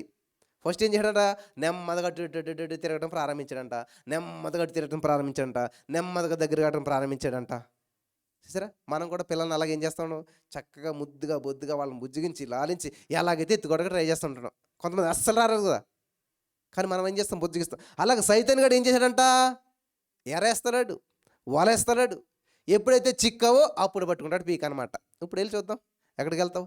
అలాగా అవ్వమ్మ గారికి వలేసి ఎలాగైతే ఎరేసి రప్పించుకుని స్నేహం చేసి, అసలు నీ మేలు కోరుతున్నాను నేను, అసలు నువ్వేమిటి అనుకుంటున్నావు, నీకున్న పవర్ ఏంటి అనుకుంటున్నావు, నీకున్న శక్తి ఏంటి అనుకుంటున్నావు. మిమ్మల్ని ఇలాగ ముంచేస్తారు చాలామంది. అస్సలు నువ్వు బిజినెస్ చేసాడు నీకంటే మించిన వాళ్ళు లేరు అని చెప్పి అందరికి తోసేస్తుంటారు అనమాట. జాగ్రత్తగా గమనించాలి ప్రియులారా. దేవుని చిత్తానుసారంగా వెళ్ళినటువంటిది ఏదైనా సరే, యోహాను సువార్త కీర్తన గ్రంథం 1వ అధ్యాయంలో ఉంటుంది, అతడు చేయనది అంతా, చెప్పాలి మీరు అంతా కూడా, అతడు చేయనది అంతా కూడా సఫలమగును. హల్లెలూయా, హల్లెలూయా. బ్రదర్ నేను చేసేది అంతా సఫలమవుతున్నాను వాళ్ళు ఉంటే దేవునికి స్తోత్రం చెప్పండి. లేరెవరన్నా? బ్రదర్ నేను చేసేదంతా విఫలమవుతూనే ఉంది అన్న వాళ్ళు ఉంటే చేతులెత్తండి. ఈరోజు నేను ఒక మాట చెప్తాను, ఇంతవరకు మీరు చేసిన సఫలం కాలేదేమో, కానీ ఇప్పుడు మీరు చెప్పండి, నేను చేసేదంతా కూడా సఫలమవుచున్నది in the name of Jesus. Amen. సఫలమవుననే దానికి చాలా లైన్లు ఉంటాయి. పైన నుంచోవద్దు, కూర్చోవద్దు, నడవద్దు అంటాడు దేవుడు. మరి చేస్తున్నారా? ఏమంటే చూద్దాం ఒకసారి అన్నమాట. నిన్న చెప్పిన మెసేజ్ అంతాను ఒకసారి మరలా వినండి మీరు వెళ్ళే మెసేజ్. దుష్టుల ఆలోచన చెప్పున నడువక, పాపుల మార్గమున నిలవక, అపహాసులు కూర్చుని చోటన కూర్చుండక.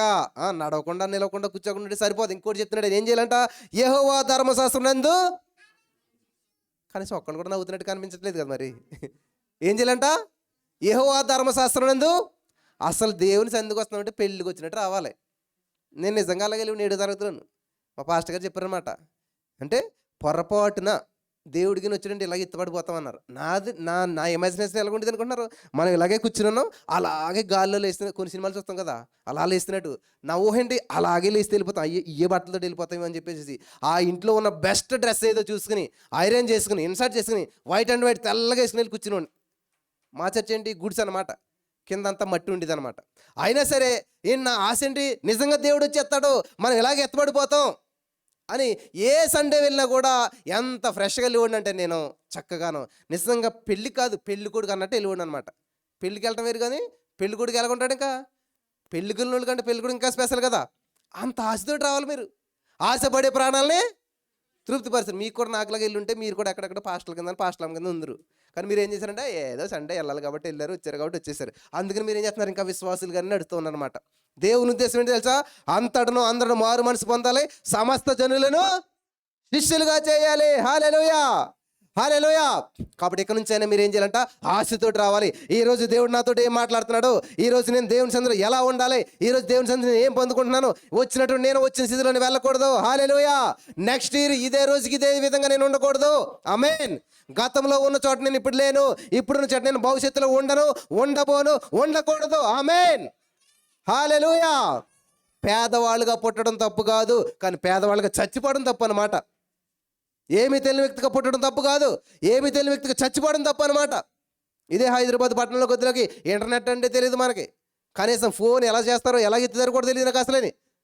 అలాగే చచ్చిపోతే చాలా తప్పది. కానీ నేను అలా లేని, ఇప్పుడు నాకు దేవుడు విపరీతమైన నాలెడ్జ్ ఇచ్చాడు దాంట్లోను. ఆ ఫోన్స్లోనైతేనేమి, ఇంటర్నెట్లో అయితేనేమి, ఈ లైవ్లో అన్నీ కూడా దేవుడు మహాకృపను బట్టి వాటిని నేర్చుకోవటానికి అనేక మందిని దేవుడు ఇచ్చాడు, నేర్చుకునే సామర్థ్యాన్ని ఇచ్చాడు. హల్లెలూయా, హల్లెలూయా. చనిపోయేంత వరకు నేర్చుకుంటూనే ఉండాలి నువ్వు. అది భక్తి అయినా అవ్వచ్చు, ఏదైనా అవ్వచ్చు, ప్రతిదీ కూడా నేర్చుకుంటూనే ఉండాలి. అయిపోయింది అనుకోవద్దు, కామ ఉండాలి తప్ప పునిష్టం ఉండకూడదు నీ జీవితంలోను. ఆమేన్, ఆమేన్. ఒక బిజినెస్ చేస్తానా, లేకపోతే ఒక నువ్వు తల్లిగా ఉన్నా, లేదా ఏదైనా సరే ఇక్కడితో అయిపోయింది అనుకోద్దు ఎప్పుడు కూడాను. ఇంకా చాలు నా జీవితం సాధించానని సాటిస్ఫాక్షన్ అవ్వద్దు ఎప్పుడు కూడాను. పాలయంగచ్చి గారి చర్చలు అంట 1000 మంది వస్తే బాగా ప్రార్థన చేశారంట. 1000 మంది అంట, అమ్మయ్య అనుకోలేదనా. అరే 1000 మంది వచ్చారు ప్రార్థిస్తేనే 10,000 మంది ఎందుకు కారు, థ్యాంక్ యూ జీసస్ 10,000 మంది చేస్తామని ప్రార్థన చేస్తే 10,000 మంది అవ్వరంటే ఆగిపోవచ్చు కదా అక్కడితోటి. అరే 1000 నుంచి 10,000 అయిందంటే 1,00,000 ఎందుకు కాదు, 1,00,000 మంది ఇచ్చినందుకు వందనాలు వేస్తే థ్యాంక్ యూ జీసస్ అని ప్రార్థిస్తే 1,00,000 మంది ఎవరంట. అరే 1,00,000 మంది అయితే 10 లక్షల మంది కదా. చూసారా, చెట్లు ఎప్పుడు కూడా చచ్చిదాకా పెరుగుతాయంట. చెట్లను చూసి పాఠాలు నేర్చుకోవాలి మనం. ఎంత ఎదిగినా కూడా ఒదుగుంటాయంట చెట్లు. మనం అబ్బో ఇప్పుడు ఇలాగొచ్చామా, నెక్స్ట్ టైం కొంచెం కొంచెం డెవలప్ చెందామనుకోండి, అంతే ఇంకా మాట్లాడమే ఎవరితోటి. ఒక తల్లిగారు వచ్చారు, మీ మధ్యలో కూర్చున్నారు. చాలా దూరం నుంచి వచ్చారు. వాళ్ళ ఇంట్లో చాలా ప్రతికూల పరిస్థితులు, చాలా భయంకర పరిస్థితులు. 3 సంవత్సరాలు బట్టి లైఫ్ చూస్తున్నారంట, కానీ ఎప్పుడు మనం కలిసే అవకాశం రాలేదంట. దేవుని మహాకృపణ రోజు వచ్చి 2 నిమిషాలు మాట్లాడి, ఇలాంటి అవకాశం అసలు ఎక్కడా దొరకదు అసలేని, ఇంత డైరెక్ట్గా మీతో మాట్లాడుతున్నాను అనుకోలేదు, ఇంత అవైలబిలిటీ ఉంటుంది అనుకోలేదు. ఒకనొకసారి మా ఇంట్లో చాలా ప్రతికూల పరిస్థితులు, నా చైన్ మిస్ అయిపోయింది ఇంట్లోను. ఏంటంటది? బంగారపు చైన్. వెంటనే అని వస్తుంది, ఏ పాస్టర్కి ఇచ్చేసావో నువ్వు, ఎవరికి ఇచ్చేసావో నువ్వు? వెంటనే అనుమానం వచ్చింది. అది లేదు లేదు పడిపోయింది. నో, నువ్వు ఎవరికో ఇచ్చేసావు, ఏ పాస్టర్కో ప్రార్థన చేసి ఇచ్చేసావు అని అనుమానం అంతా ఎక్కడికి వెళ్ళిపోయింది. కానీ ఇవి చెప్పిన మాట ఎవరు వింటలేదంట. సడన్గా ఆ తలుపు ఏంటంటే డోర్ ఎత్తంటే పడతలేదంట. ఎంత డోర్ వేసినా తలుపు పడతలేదంట. ఎందుకు పడతలేదని చెప్పి ఏం చేశారంట, ఆ కార్పెంటర్ని పిలిపించి ఆ డోర్ ప్రాబ్లం ఏంటని చూద్దామని చెప్పి చూస్తుంటే ఆ ఇరుకులో ఈ గొలుసు ఉన్నదంట. హల్లెలూయా, చప్పట్లు కొట్టి దేవుని నామమును మహిమపరచండి. హల్లెలూయా. ఈ దివో సాక్ష్యమేనా? మరి సాక్ష్యం అక్కడ జీవితాలు ఏమైపోతున్నాయి? చల్లాచెదురైపోతున్నాయి. నిజంగా అది లేదనుకోండి, ఎంత అనుమానానికి దారితీస్తుంది. వాళ్ళు ఎన్ని ఊహాగానాలు చేశారు.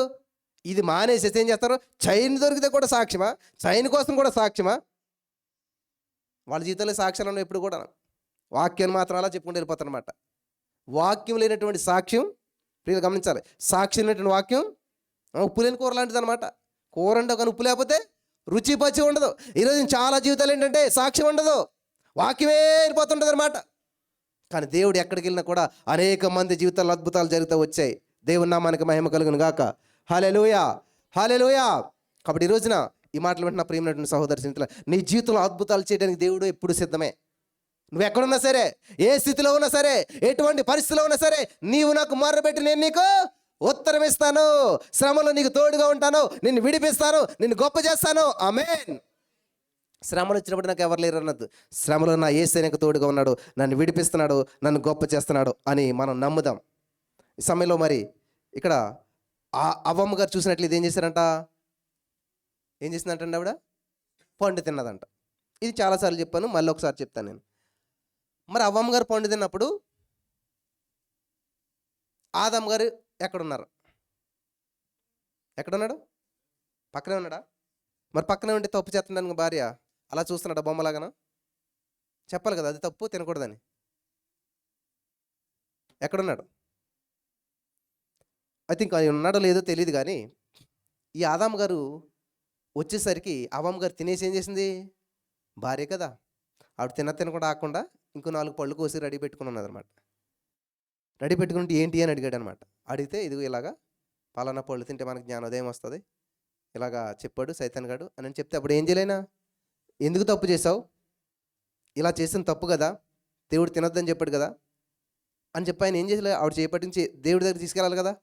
అలా చేయకుండా ఆయన కూడా పండు తినేసాడు. తెలిసి తిన్నాడా, తెలియక తిన్నాడా? చెప్పాలి. తెలిసే తిన్నాడు. తెలిసి చేశాడు, తెలియక చేశాడా?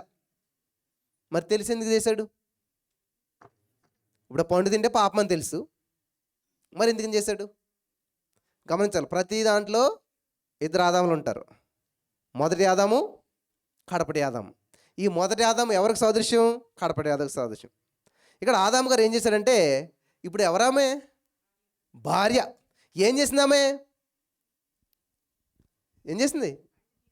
అదే తప్పు చేసింది. మీరు పెళ్లి చేసుకున్నారు కదా అందరూ. పెళ్లి రోజు ఒక ప్రమాణం చేస్తారన్నమాట. ఏమని? కలిమి యందును లేమి యందును నీతో కలిసి ఉంటాను, నీకు శ్రమ వచ్చిందని చెప్పి నేను విడిచిపెట్టి వెళ్ళిపోను కదా. కానీ మనకి ఇప్పుడు యూట్యూబ్లో ఫేస్బుక్లో అన్ని చూసి ఏం చేస్తారు, నేను అతనికి శ్రమల్లో తోడుగా ఉన్నాను, అతని కష్టకాలంలో తోడుగా ఉన్నాను, కానీ ఇప్పుడు అని హ్యాండ్ ఇచ్చి ఇంకొక ఆమె చేసుకున్నాడు. ఇదే స్టోరీ నడుతుంది ఎక్కడ చూసినాను కదా. కానీ మన దేవుడు అట్లాంటోడు కాదు. మన దేవుడు మంచోడు. కాబట్టి ఆదాం కూడా మంచోడే. ఏం చేశాడు తెలుసా? ఈమె ఎవరు? నా ఎముకలో ఎముకనా? ఎముకటి తీశాడు దేవుడు. ఏమంటున్నాడు? మాంసంలో మాంసం. మరి మాంసం తీసినట్టు చెప్పలేదు కదండి. వాళ్ళ ఇంటికి వెళ్తే అన్నం పెట్టారంటే కూర లేకుండా పెడతారు ఎవరన్నాను? ఏమా ఇప్పుడు మీ ఇంటికి పెట్టి నన్ను అన్నం పెట్టారు, భోజనం పెట్టారంటాను, కూర పెట్టలేదని అడిగితే ఎలా ఉంటుంది? కలిపే కదా. కాబట్టి ఆదాము నుంచి ఎముక తీసాడంటే మాంసం తీసినట్టే కదా. మాంసం తీసినట్టు లేదు అక్కడ. కానీ ఆయన ఏమంటాడు? నా ఎముకలో ఎముక మాంసంలో మాంసమా. హల్లెలూయా. అంటే ఏం చేశాడు, మొత్తం ఆదాములో పార్ట్లన్నీ తీసేసాడు అనమాట అవ్వమ్మ గారిని.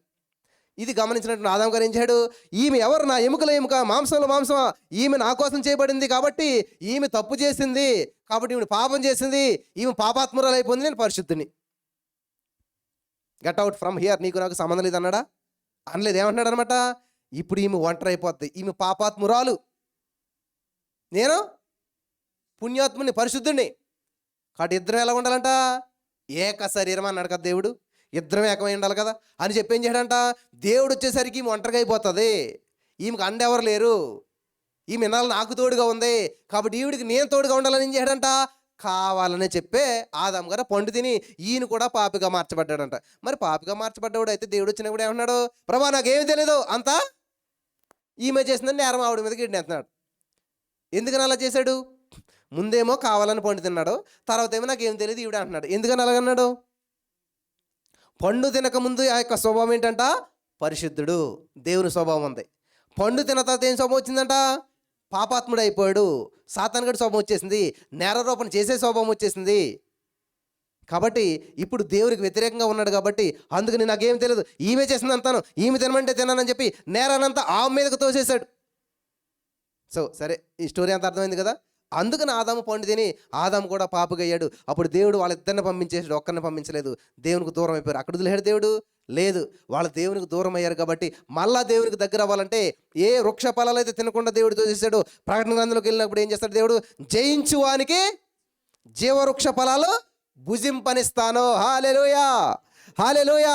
మళ్ళా వాళ్ళ కోసం దేవుడు వచ్చి వాళ్ళకి క్షమాపణ ఇచ్చి వాళ్ళని దగ్గరగా స్వీకరించి యోహాను సువార్త 1:12 ప్రకారం ఎందరో ఆయన అంగీకరించారు వారందరికీ దేవుని పిల్లలయ్యే అధికారాన్ని ఇచ్చి ఉన్నాడు. హల్లెలూయా, హల్లెలూయా, హల్లెలూయా.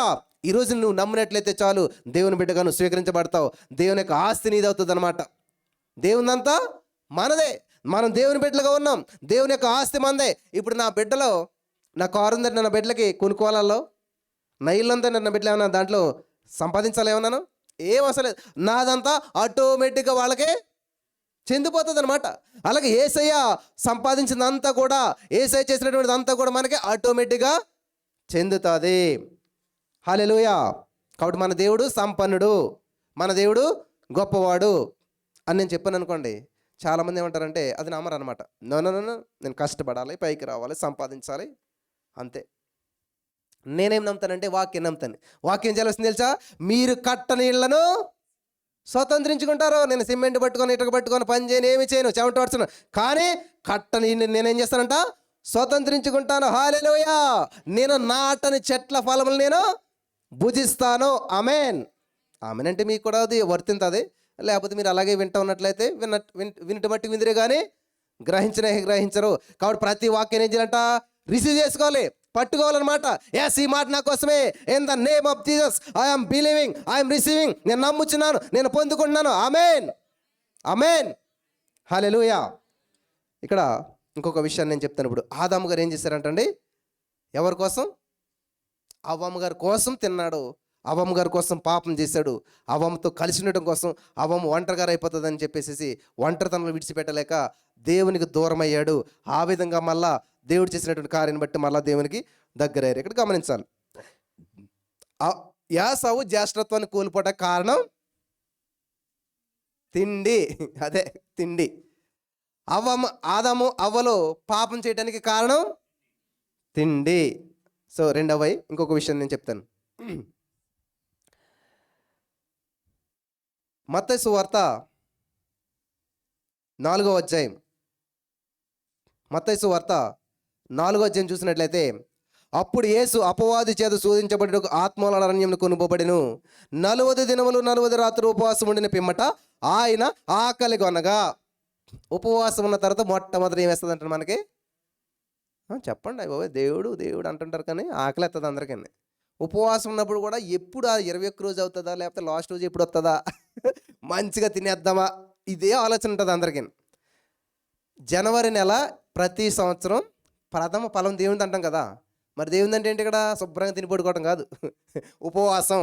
చెప్పండి అందరూ, జనవరి 1 మంచి బిర్యానీ తెచ్చుకోకుండా జనవరి 1వ తారీఖు నుంచే 21 డేస్, కనీసం 21 డేస్ ఉపవాసం ఉండాలి. ఇదేం ఫోర్స్ కాదు అని మేము తీర్మానం చేసుకున్నాం. ఆ 21 days మేము నాన్ వెజ్ తెచ్చుకోకూడదు, మా ఇంట్లోకి ఉపవాసం ఉండాలి, దేవునికి సమర్పించుకోవాలి, దేవునితో గడపాలి, ఏ మీటింగ్లు ఉండవు, ఎక్కడికి రాము, ఇంట్లోనే ఉంటాం. ఇది మా డెసిషన్. సో మీరు కూడా ఎక్కిపోతే చాలా మంచిది. ఎవరిని ఫోర్స్ చేయట్లేదు. దేవుడు ఏం చేస్తారంట, దినమెల్లా ఆయన చేతులు చాపుతాడండి, అంతే. నిన్ను పట్టుకుని లాక్కున్నాడు అనమాట.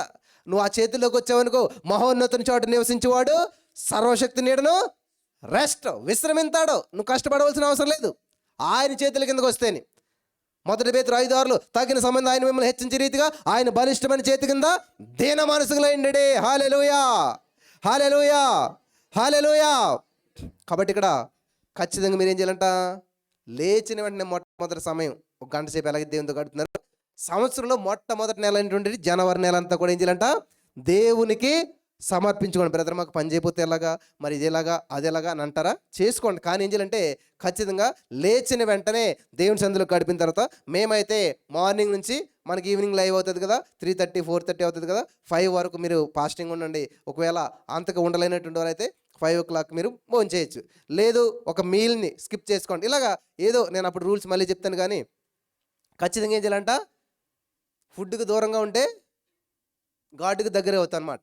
ఫుడ్ గాడ్ చూడండి, 2 ఏదో ఒకటి చూస్ చేసుకోవాలి. నువ్వు 2 చూస్ చేసుకుంటే సెట్ అవుతుంది అనమాట. ఏం చేయాలి, ఆహారానికి దూరంగా ఉంటే ఆత్మీయతలో వర్ధిల్లుతాము. హల్లెలూయా, హల్లెలూయా.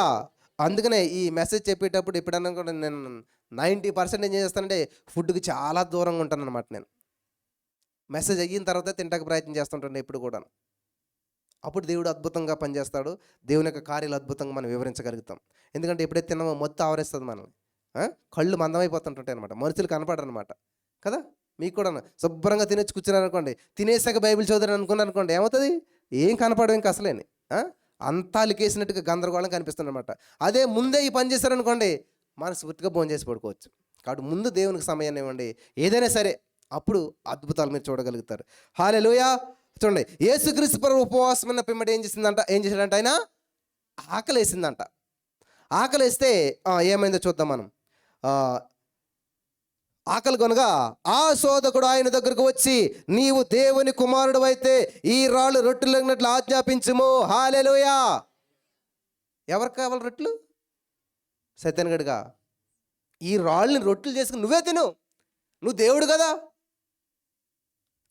ఈరోజు మీతో పాటు ఈ మాటలు అంటున్నారు చాలామంది. నువ్వు దేవుడు నమ్ముకున్నావు కదా, నీకు ఎందుకు వచ్చించారు? నువ్వు దేవుడు నమ్ముకున్నావు, నీకు ఎందుకైంది యాక్సిడెంట్? నువ్వు దేవుడు నమ్ముకున్నావు, ఎందుకు వచ్చింది నీకు సమస్య? దేవుడు ఈ రోజున ఒక మాట చెప్పాడు, యోహాను సువార్త 16:30, ఈ లోకంలో మీకు శ్రమ సంభవించును, కానీ ధైర్యంగా ఉండండి. హల్లెలూయా. ధైర్యమే సాహసం. నువ్వు ధైర్యంగా ఉంటే ప్రతి సమస్యను జయిస్తావు. ఆమేన్. అందరూ కూడా తుఫాను చూసి గందరగోళం అయిపోయారంట. యేసు ప్రభువు నిద్రలోంచి లేచి ఏం చేయడంట, ధైర్యంగా గద్దిస్తాడు. ధైర్యం ఉన్నవాడు గద్దిస్తాడు, భయమేసినాడు పారిపోతాడు. అంతే కదా. దావీదు అన్నదమ్ములందరూ పరుగు గుడారాల్లోకి. కానీ దావీదు ఏం చేశాడంట, రా చూసుకుందాం అన్నాడంట. ధైర్యం ఉన్నవాడికి దమ్ముతో సంబంధం లేదు. ఏంటంటే కొంతమంది కుక్కలు పెంచుకుంటుంటారు, అది మహా ఉంటే గుప్పుడు ఉండదు, అస్సలు దాన్ని పట్టుకోవడం ఎవరితనం కాదనమాట. ఆ యజమాని చేతిలో ఈ చైన్ అంతా పట్టుకుని ఉంటాడు కదా, ఆ చైన్ పట్టుకున్నంత చేపది ఇంకా దాన్ని పట్టుకోవటం అస్సలు అది ఇలాగ ఎగురుతుంటుంది అనమాట. అవతల కుక్క చూస్తే ఎంత ఉంటుంది అనుకుంటున్నారు, ఒక చిన్నపాటి దూడంత ఉంటుంది అవతల కుక్క.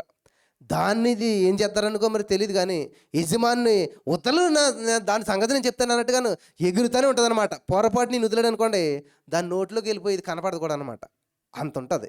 మరి ఎందుకు ఇలాగ ఎగురుతుంది అని చూసినట్లయితే, పొరపాటున చైన్ వదిలేదు అనుకోండి, అది ఏం చేస్తుంది, గిర్రం తిరిగి వచ్చి వెనకాల వచ్చి ఉంటుంది అనమాట. ఎవరి వెనకాల? యజమాని వెనకాల. నేను నిన్న యూట్యూబ్లో ఒక వీడియో చూసాను అనమాట. అద్దం అవతల ఉందన్నమాట, పెద్ద కుక్క. అద్దం ఇతల ఉంది, ఇంత గుప్పిడంత కుక్క. ఏం చేస్తుంది అనుకున్నారు, ఇది భయ్ అని అరుస్తుంది అనమాట. ఆ యజమాని వచ్చి ఏం చేశాడు, అద్దం ఇలా తీశాడు, అంతే ఇలా పడుకుందనమాట, అది చచ్చిపోయినట్టు. నిజంగాను అంటే నిజంగా వాస్తవం అదంతా కూడా. మనం కూడా ఏం చేస్తామంటే చాలామంది ఎగురుతూ ఉంటారన్నమాట. ఏంటి నీ ధైర్యం అంటే, దావీదుని అడిగితే ఏంటి నీ ధైర్యం అంటే, రా పీసులు చేస్తాను, నేను చంపేస్తాను, లేపేస్తాను అన్నవాడు ఏమన్నాడు తెలుసా, వచ్చేస్తుంటే గొలియతు యుద్ధం యెహోవాది అన్నాడు అనమాట. హల్లెలూయా. ఏమన్నాడు, యుద్ధం యెహోవాదే, నా ధైర్యము, నా బలము, నా ఆశ్రయము, నా సమస్తము ఎవరంట, నా దేవుడు. హల్లెలూయా. యెహోవాను బట్టే ధైర్యం తెచ్చుకోవాలంట. యెహోవాను బట్టి ధైర్యం తెచ్చుకోవాలంట. కాబట్టి నన్ను కూడా చాలామంది అన్నమాట, ఏంటి నీ ధైర్యం, అంత పెద్ద ఇంట్లోకి వెళ్ళిపోతున్నావు, ఎలా కడతావు రెంట్? నాకేం సంబంధం లేదు, నేను వెళ్తున్నాను అంతే. అడుగుపెట్టు ప్రతి స్థలము నాదే. హల్లెలూయా. నా అండర్లకు రావాల్సిందే, నా అనుమతి లేకుండా ఏది జరగదు. కాబట్టి నా యేసయ్య నాకేమిచ్చాడు? అధికారం ఇచ్చాడు. హల్లెలూయా. ఆదికాండం 1:20 దేవుడు చెప్తున్నాడు అనమాట. ఏమని? చదువుదాం. నోటి మాట్లాడుకున్న చాలామంది నమ్మట్లేదు ఇవన్నీ కూడా. నమ్మరు. నమ్మువారి వలన ఈ సూచక్రియలు జరుగుతాయి. నువ్వు నమ్మవు, నీ వల్ల ఏ సూచక్రియ జరగదు. నేను నమ్ముతాను, నా వల్ల అన్నీ జరుగుతాయి. హల్లెలూయా. హల్లెలూయా. ఆదికాండం 1:8 దేవుడు వారిని ఆశీర్వదించి ఎట్లనగా మీరు ఫలించి అభివృద్ధి పొంది విస్తరించి భూమిని నిండించి దానిని లోపరుచుకొనుడి. హల్లెలూయా. హల్లెలూయా. మీకు కరెంట్ లోపడుతుందా? మీకు గాలి లోపడుతుందా? మీకు ఇల్లు లోపడుతుందా? మీకు ప్రజలు లోపడుతున్నారా? మీకు సమస్య లోపడుతుందా? ఎలా బ్రదర్? ఎలాగంటే ఇంకా అంతే, ఇంకేం అర్థం అవ్వలేనట్టు లెక్క మాట మీకు. ఇక్కడ దేవుడు చెప్తున్నాడు లోపరుచుకోండి అని దేవుడు చెప్పాడంతే.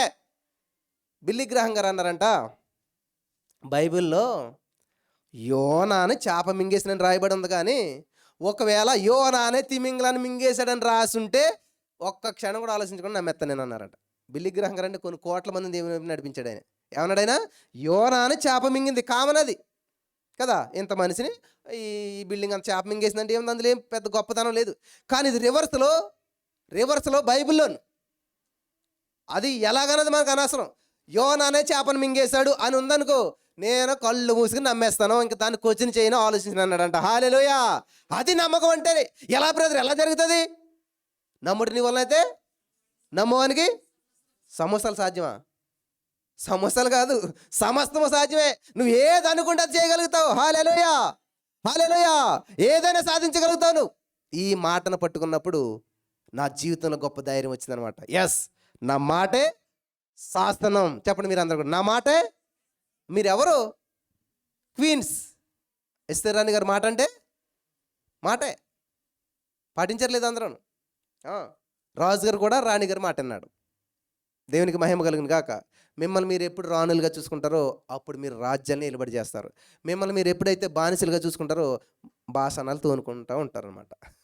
బానిసలా మీరు బాసులా? ఆ మెసేజ్ మళ్ళా వినండి, అప్పుడు మీకు ఆ బానిసత్వం నుంచి విడుదల పొందుకుంటారు. హల్లెలూయా. హల్లెలూయా. హల్లెలూయా. కాబట్టి ఇక్కడ యేసుక్రీస్తు ప్రభువు చూసినట్లయితే మత్తయి సువార్త 4వ అధ్యాయంలో ఆకలి కొన్న వెంటనే ఎవరు వచ్చాడంట? సైతానుగాడు వచ్చాడంట. నీవు ఉపవాసం ఉండి ప్రార్థన చేసిన వెంటనే నీకు ప్రత్యక్షతలు వచ్చేసేసి అన్నీ జరిగిపోతాయని చాలామంది అనుకుంటారు. వింటున్నారా? బ్రదర్ 3 గంటలు ప్రార్థన చేశాను కాబట్టి థ్యాంక్ యూ జీసస్, పరలోకం ఊపిరి అయిపోద్ది అనుకున్నారేమో. యేసుప్రభువు అంతటి వాడే 40 రోజులు ఉపవాసం ఉంటే మొట్టమొదటి ఆయన దగ్గరికి వచ్చింది ఎవరు తెలుసా? సైతానుగాడు వచ్చాడు, శోధకుడు వచ్చాడు, శోధించేవాడు వచ్చాడు. ఏంటి బ్రదర్, యేసుప్రభు నమ్ముకున్నాక ఇంకా శోధనలు ఎక్కువైపోయి, ఏంటి బ్రదర్ యేసుప్రభుని ఇంకా మనస్ఫూర్తిగా ఆరాధన చేస్తున్నాం, ఒక ఆదివారం కూడా మానకుండా వస్తూ ఉన్నాం, దేవుడి సందులో ఎంతో ముందుకు వస్తున్నాం, ఎందుకు మాకు ఈ శ్రమలు? మరి యేసుప్రభు ఎవరిని అడగట్లేదే, ఏంటి బ్రో నాకు ఎందుకు శ్రమలని? 40 రోజులు ఉపవస్తున్నాను కదా, ఇంకా ఏదో అద్భుతం జరుగుతుందని అనుకుంటే ఇంకా శ్రమలు ఎక్కువయ్యాయి. 40 రోజులు ఏదో ఉపవాసం ఉండొచ్చు, ఆయన ఎవరు ఆదరించేవాళ్ళు లేకుండా మళ్ళీ ఏంటి శోధన స్టార్ట్ అయిందంట. చూడండి ఇక్కడ, ఆ శోధకుడు ఆయన దగ్గరకు వచ్చి నీవు దేవుని కుమారుడైతే రాళ్ళు రొట్టెలన్నిట్లు ఆజ్ఞాపించమని నువ్వు. హల్లెలూయా. అది నువ్వు ఎటువంటి సమయంలో ఉన్నా సరే నీ హృదయంలోంచి జీవజల నదులు ఏం చేయాలంట? నీ కడుపులో నుంచి ప్రవహించాలి. ఏంటి జీవజల నదులు? వాక్యం చేత నువ్వు నింపబడాలి. ఏ సమస్య వచ్చినా ఆ సమస్యకు పరిష్కారం ఏంటి తెలుసా? దేవుని వాక్యం. హల్లెలూయా. హల్లెలూయా. వాక్యం చేత నింపబడ్డవాడిని ఏ సైతానుగాడు కానీ ఏ సమస్య కానీ ఎదుర్కోలేదు. చూడండి, ఇప్పుడు దేవుడు ఏం చేస్తాడు తెలుసా? సైతానుగాడు వచ్చి నుంచుంటే పట్టుకున్నాడంట ఆయన. ఏంటది? 2 అంచుల వాడిగలిగిన ఖడ్గం పట్టుకున్నాడంట. పట్టుకుని ఆయన ఏం చేస్తున్నాడు? నా చిన్నతనంలో మాకు అంటి తోట ఉండేది అనమాట. మేము ఏం చేసేవాళ్ళం అంటే చిన్న చిన్న పిల్లకలు నరకాలన్నమాట. కత్తి పట్టుకుని ఇట్లా ఇట్లా ఇట్లా ఇట్లా నరికేసేవాళ్ళు అనమాట. చిన్న చిన్న మొక్కలు అని, పెద్ద మొక్క బాగా ఎదగాలంటే చిన్న అట్లా నరుగుతూ ఉండాలన్నమాట. అలాగే ఇప్పుడు సైతాను గాని దేవుడు ఏం చేస్తున్నాడు అనమాట? 2 అంచుల వాడిగల ఖడ్గంతో పట్టుకుని రా, ఏం చేయలే, రాళ్ళు రొట్టెలు చేసి తినాలా అని చెప్పి ఇది పట్టుకుని మొత్తం వాడి చేయి నరికాడంట. ఏమని? మనుషుడు జీవించిందే రొట్టె వలన కాదు, దేవుడి నుంచి వచ్చే ప్రతి మాట వలన జీవిస్తాడు. ఇది నీకు తెలియదు అనుకో, ఏం చేస్తావు? ప్రభా నాకు ఆకలేస్తుంది ప్రభా, ఇంతకాలం ఉపవాసం ఉన్నాను, తింటాకేమీ లేదు, మరి ఏంటి పరిస్థితి? నీ పరిస్థితి కాస్త దేవుడికి కడతా అనమాట. కానీ దేవుడు అలా ప్రార్థించలేదు, అడగలేదు అసలు. మనుషుడు జీవించినదే రొట్టె వలన కాదు, దేవుడి నోటి నుంచి వచ్చే ప్రతి మాట వలన జీవిస్తాడు. హల్లెలూయా. నీకు వచ్చిన ఏ సమస్యకైనా పరిష్కారం ప్రభు దగ్గర ఉంది, బైబిల్లో ఉంది, దేవుని వాక్యంలో ఉంది. హల్లెలూయా. పాస్టర్ దగ్గర లేదు, పాస్టర్ చేతిలో లేదు. పాస్టర్ కూడా ఏం చేస్తారంటే దేవుని వాక్యాన్ని చదివి దేవుని వాక్యంలో సత్యాన్ని తెలుసుకుని అది ప్రకటిస్తాడు. కాబట్టి నీకు అద్భుతం జరుగుతుంది. అదే నువ్వు చేయలేవు ఆ మాట, అదే నువ్వు పలకలేవు ఆ మాట. నైఫ్ ఎవరి చేతిలో ఉన్నా నైఫే. చిన్నపిల్లడు పొడిచినా బ్లడ్ వస్తుంది, పెద్దలు పొడిచినా బ్లడ్ వస్తుంది. కాబట్టి దేవుడు నీకు ఇచ్చేసాడు కదా. దేవుని వాక్యం నీకు ఇచ్చినప్పుడు నువ్వేం చేయాలి? ఆ వాక్యాన్ని చదువుకొని, ఆ వాక్యాన్ని గ్రహించి, ఆ వాక్యాన్ని పలికినట్లయితే నీ జీవితంలో ఉన్న ప్రతి సమస్య పరిష్కరించబడుతుంది. హల్లెలూయా, హల్లెలూయా. కాబట్టి ఇక్కడ మనం చూసినట్లయితే ప్రియులారా, సమయం అవుతుంది, జాగ్రత్తగా ఉండాలి. యేసుప్రభువు వారు ఉపవాసం ఉన్న తర్వాత ప్రత్యక్షమైంది దేవుడు కాదు, దెయ్యం. చెప్పండి, ఎవరంట? దెయ్యం ప్రత్యక్షమయ్యాడు, దెయ్యం గడు ప్రత్యక్షమయ్యాడు. కాబట్టి ఈరోజు నువ్వు భక్తిగా ఉంటున్నావు కాబట్టి నీకు శ్రమలు రావు, నువ్వు నీతిగా ఉంటున్నావు కాబట్టి నీకు శ్రమలు రావు, నీకు నష్టం రాదు అనుకుంటున్నావేమో, పొరపాటు అనమాట. కానీ నష్టం వచ్చినా కూడా నష్టంగా చేయడు దేవుడు నీకు. ఇబ్బంది వచ్చినా కూడా దాన్ని ఇబ్బందిగా చేయడు. నీకు సముద్రం అడ్డొచ్చినా కానీ అది నిన్ను ఆటంకపరచదు. ఆ మార్గం లేని చోట మార్గం, సముద్రంలో మార్గాన్ని సిద్ధపడి చేసి దేవుడు నిన్ను ముందుకు తీసుకెళ్తాడు. హల్లెలూయా. నీ జీవితంలో, నీ వ్యాపారంలో వచ్చిన నష్టం నిన్ను సమాధి చేయడానికి కాదు, అదే నష్టం ద్వారా దేవుడు నిన్ను నూతనమైన రీతిలో హెచ్చించబోతున్నాడు. ఆమేన్, ఆమేన్, హల్లెలూయా. కాబట్టి ఇక్కడ యేసుక్రీస్తు ప్రభువు ఉపవాసం ఉన్నాడంట, శ్రమలు అనుభవించాడంట, శోధన అనుభవించాడంట. కానీ చివరికి ఏం చేశాడంటే ఆయన ప్రతి ప్రశ్నకు సమాధానం చెప్పాడంటే ఎలాగా? వాక్యంతో సమాధానం చెప్పాడు. చెప్పండి మీరు అంతా కూడా ఏం చేయాలంట? స్వస్థపరచు కాదు, ప్రార్థన చేయాలి. ఆరోగ్యంతో సమస్యలు వచ్చినప్పుడు 1 పేతురు 2:24 ప్రకారం యేసయ్య పొందిన దెబ్బల ద్వారా నేను స్వస్థత పొందేశాను. దేవుడితో కాదు నువ్వు చెప్పవలసింది, సైతాన్ గడితో చెప్పాలన్నమాట. దేవా నన్ను స్వస్థపరచు కాదు నువ్వు ప్రార్థన చేయటం. మరేం చేయాలి? సైతానా, నా యేసయ్య పొందిన దెబ్బల ద్వారా నేను ఆల్రెడీ స్వస్థత పొందేస్తాను. In the name of Jesus I am healed by his stripes. యేసు నామములో నాలో ఉన్న రోగాన్ని, సమస్యను బయటకు పోమని ఆజ్ఞాపిస్తున్నాను. ఇది ప్రార్థన. అంతేగాని మళ్ళీ మోకరించి కన్నీళ్ళు కడిచి ప్రభు నన్ను స్వస్థపరిచి బాగు చేయి అంటే అర్థం ఏంటి తెలుసా? మళ్ళీ ఒకసారి రా, నువ్వు సిలువెక్కు, దెబ్బలు తిను, మళ్ళీ నాకు స్వస్థది. ఈ ప్రాసెస్ జరగదు. వృధా ప్రయాస, వ్యర్థం అంతా కూడా. అంతే కదా, మేము ఎంతకాలం అలాగే ప్రార్థన చేస్తాం. ఏమని ప్రార్థన చేస్తాం? ప్రభు నన్ను స్వస్థపరచు. ఇదే ప్రార్థన. రాంగ్ అది. నన్ను స్వస్థపరిచి అని అడగడం అనేటువంటిది రాంగ్. బైబిల్ ప్రకారం చూపిస్తాను. మరి ఏం చేయాలంట? ఆల్రెడీ ఇచ్చేసాడు దేవుడు, మళ్ళీ నువ్వు అడుక్కోవటం ఏంటి? ఇప్పుడు నీకు ఏది కావాలో నీ చేతిలో ఉంది, మళ్ళీ నువ్వు అడుక్కుంటున్నావు అంటే ఎట్లా ఉంటుంది? కాబట్టి 1 పేతురు 2:24 ఎప్పుడు జరిగిందంటది? 2000 సంవత్సరాల క్రితం యేసు ప్రభువు సిలువ మరణం పొంది స్వస్థత ఇచ్చి నీకు వెళ్ళిపోతే ఈ విషయం నీకు తెలియదు. సత్యం నిన్ను స్వతంత్రులుగా చేస్తుంది. హల్లెలూయా. కాబట్టి ఏం చేయాలి? నీకు వచ్చిన రోగం మీద నువ్వు అధికారం తీసుకోవాలి, రోపరుచుకోవాలి, ఏలుబడి చేయాలి. చాలాసార్లు చెప్తాను నేను సాక్షి, నేను ఎవరన్నా కనీసం మరి ఆ లెవెల్కి వస్తారని చెప్పి. నేను పైల్స్తో బాధపడేవాడిని. మరి మోషన్కి వెళ్తే విపరీతంగా బ్లీడింగ్ వెళ్ళిపోయేది. చాలా గందరగోళం ఉండే జీవితం అంతా. ఎన్నో తిరిగి నేను చేసిన కానీ బాగోలేదు. సత్యం నన్ను స్వతంత్రంగా చేసింది. ఏంటో సత్యం అంతా? 1 పేతురు 2:24 యేసయ్య పొందిన దెబ్బలతో స్వస్థత పొందేశాను. అరే పొందేశానా? మరి నాకు ఎందుకు ఈ రోగం, ఎందుకు ఈ సమస్య? అప్పుడు చెప్పానమాట సైతాన్ గడితే, హలో గుడ్ బాయ్, నాకు సత్యం తెలిసిపోయింది, నీ ఆటలు ఇంకా సాగో. యేసయ్య పొందిన దెబ్బలతో నేను స్వస్థత పొందేశాను, ఈ రోగంతో నాకు సంబంధం లేదు, ఈ సమస్యతో నాకు సంబంధం లేదు అని ఎప్పుడైతే నేను పలకడం ప్రారంభించానో దానికి నాకు విడాకులైపోయి. హల్లెలూయా, హల్లెలూయా, హల్లెలూయా. చింతకు విడాకులు ఇవ్వండి, సంతోషాన్ని పెళ్లి చేసుకోండి. ఏం చేస్తారు? ఎంతమంది ఇస్తారు చింతకు విడాకులు? అమ్మో ఎవరో, మళ్ళీ చింతనే పెళ్లి చేసుకుంటారేమో లేకపోతే. కాబట్టి చింతకు విడాకులు ఇవ్వండి, సంతోషాన్ని పెళ్లి చేసుకోండి, చక్కగా జీవించండి. ఎప్పుడైతే నేనేం చేయను తెలుసా? నా రోగానికి విడాకులు ఇచ్చేసాను. నేను ఇంకా అవసరం లేదు, నాకు చాలు చేసిన కాపురం వినాలని చెప్పి ఎప్పుడైతే విడాకులు ఇచ్చానో మళ్ళా నా జీవితంలో దానికి ఇంకా అవకాశం లేదు. Hallelujah, hallelujah, hallelujah. Thank you Jesus. దేవునికి మహిమ కలుగును గాక. హల్లెలూయా, హల్లెలూయా. కాబట్టి నేను సంతోషంగా ఉన్నాను, ఎప్పుడు సంతోషంగా ఉంటాను. నా జీవితాంతం నేను సంతోషంగా ఉంటాను. ఏ వ్యాధి, ఏ రోగము, ఏ సమస్య, ఏ అప్పు నా డోర్ తాగటానికి కూడా అవకాశం లేదు. Amen, amen. I'm rich, I'm blessed, I'm more than conqueror. నేను అభివృద్ధి చెందిన వ్యక్తిని, నేను ఆశ్రయించబడిన వ్యక్తిని, నేను అనేక మందికి దీవెనకరమైన వ్యక్తిని. ఆమేన్. నేను ఆరోగ్యవంతమైన వ్యక్తిని. ఆమేన్. చెప్పాలి మీరు కూడా అనేది. మీరు ఆరోగ్యవంతులు కాదా? అనారోగ్యవంతులా? అయితే మీరు ఈరోజు ఆరోగ్యవంతులు అవుదురు గాక. ఆమేన్. మీరు అప్పుల్లో ఉన్నారా? ఈ రోజు మీరు ఐశ్వర్యవంతులుగా మార్చబడుదురు గాక. ఆమేన్, ఆమేన్, హల్లెలూయా. అందరి దగ్గరికి వెళ్ళిన విధానం వేరు అన్నదంట ఆవిడ. ఎవరు? అన్నేసి చూడు నన్నేసి చూడు అన్నదంట. ఎవరు? ఉప్పు. నువ్వు అన్ని వేసుకుంటా వేసుకో, కానీ నన్ను వేసాక చూడు అన్నదంట. అలాగే మీరు అన్ని చోట్లకి వెళ్ళి చూడండి, కానీ నా దగ్గరికి వచ్చి చూడండి. అన్ని చోట్లకి వెళ్ళిన విధానం వేరు, కానీ నా దగ్గరికి వచ్చిన విధానం వేరు. హల్లెలూయా, హల్లెలూయా, హల్లెలూయా. కాబట్టి ఈ రోజున యేసుక్రీస్తు ప్రభువారు దమ్మున్నవాడు, వాక్యం ఉన్నవాడు. ఆయనే వాక్యం అసలేని. ఆ వాక్యానికి శరీరం ధరించుకుని వచ్చాడు ఆయన. హల్లెలూయా. కాడు ప్రతిదీ ఎలా చెప్తున్నాడు ఆయన? వాక్యానుసారంగా, వాక్యానుసారంగా మాట్లాడాలి, వాక్యానుసారంగా జీవించాలి, వాక్యానుసారంగా చేయాలి. ఎందుకంటే భూమి ఆకాశాలు గతించిపోతాయేమో, కానీ దేవుడి నోటి నుంచి వచ్చిన మాట అనగా వాక్యం నిరర్థకం కాదు. సున్నైనా పొల్లైనా తప్పిపోదంట. సున్నైనా పొల్లైనంటే అర్థమైందా?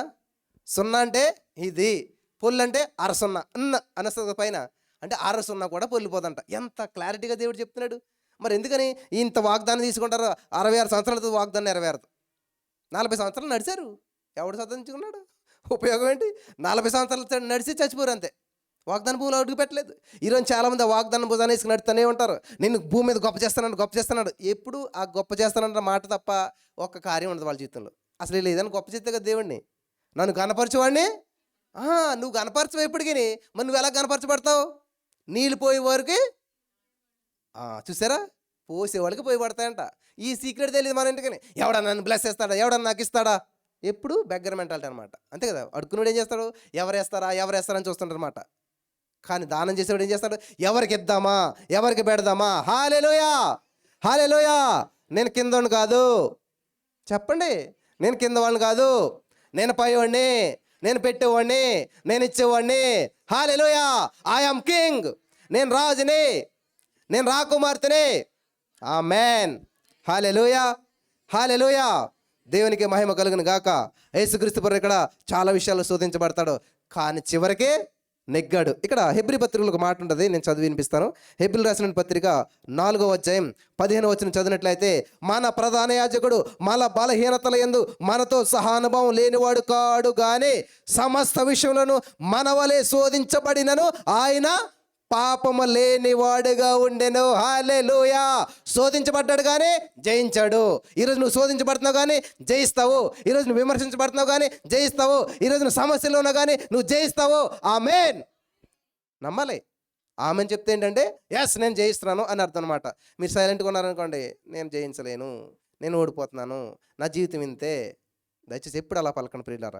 నీ జీవితం సర్వనాశనం అయిపోయినా సరే, సర్వోన్నతం వైపు చూసినట్లయితే నిన్ను సర్వ సమృద్ధిగాని వారిగా చేస్తాడు దేవుడు. హల్లెలూయా, హల్లెలూయా, హల్లెలూయా. దేవునికి మహిమ కలుగును గాక. చాలా అద్భుతమైన విషయాలు ఇవన్నీ కూడాను. ఎప్పుడు కూడా సనగొద్దు ప్రియులారా. ఏ విషయంలో మీరు సనుక్కోవద్దు. ఇక్కడ చూసినట్లయితే మన ప్రధాన యాజకుడు అంట, నువ్వు అనిపించిన బ్రదర్ యేసుప్రభుకి సమస్యలు ఎక్కడొచ్చాయి? మరి యేసుప్రభుకి జ్వరం అంటే తెలుసా? యేసుప్రభు సిలువను ఎత్తుకొని మరణించే లోపులో నువ్వు అనుభవించిన ప్రతి వ్యాధి, బాధ, బలహీనత సమస్తం ఇక్కడ ఉంది చూడండి. మన ప్రధాన యాజకుడు అనగా యేసుప్రభువారు మన బలహీనతలందు మనతో సహానుభవం లేనివాడు కాడు. సహా అనుభవం, సహోదరుడు అంటే ఎవరు? నీ వెనకాల పుట్టినోడని, నీ పక్కనే పుట్టినోడని. కాబట్టి యేసుప్రభువారు అంట సహా అనుభవం కలిగినటువంటి వాడు. నీతో సహా ఆయనకు అనుభవం ఉంది. నువ్వు వెళ్తున్న ప్రతి శోధన, నువ్వు అనుభవిస్తున్న ప్రతి విమర్శ, ప్రతి బాధ ఆయన కూడా అనుభవించాడు ఆల్రెడీ. ఆయనకు తెలియదు నువ్వేదో కొత్త బాధ చెప్తున్నావు నువ్వు అనుకుంటున్నావేమో. దేవా నా బాధ నీకేం తెలుసు, నా సమస్య నీకేం తెలుసు, ఈ నా అవమానాలు నీకేం తెలుసు అని మీరు అనుకుంటున్నారేమో. పొరపాటు. ఆయన సహా అనుభవం కలిగినటువంటి వాడు. హల్లెలూయా, హల్లెలూయా, హల్లెలూయా. ఈరోజు నీ మాటలు వింటున్న ప్రియమైనటువంటి సహోదరి స్నేహితులారా, యేసయ్య నీ పట్ల ఒక ప్రత్యేకమైన ప్రణాళికను సిద్ధం చేసేసాడు. నువ్వు ఎప్పుడైతే నమ్ముతావో దాన్ని స్వతంత్రించుకున్నాను. నమ్మితే చాలు నీవు పొందుకుంటావు స్వస్థత, విడుదల, అద్భుతం. Just believe it, receive it. Amen. Yes, I'm believing, I'm receiving. ప్రియులు గమనించాలి, నేను ఈ 2025 సంవత్సరంలో ఉన్న రీతిలో 2026లో ఉండను, ఉండట్లేదు. ఆమేన్, ఆమేన్, ఆమేన్. ఈరోజు మీరు లక్షాధికారులు అవ్వచ్చు, 2025లో మీరు కోటీశ్వరులు అవుతున్నారు. ఆమేన్. ఈరోజు మీరు చిన్న వ్యాపారం చేస్తుండొచ్చు, 2026లో మీరు గొప్ప వ్యాపారవేత్తలుగా మార్చబడుతున్నారు. ఆమేన్, ఆమేన్. హల్లెలూయా, హల్లెలూయా.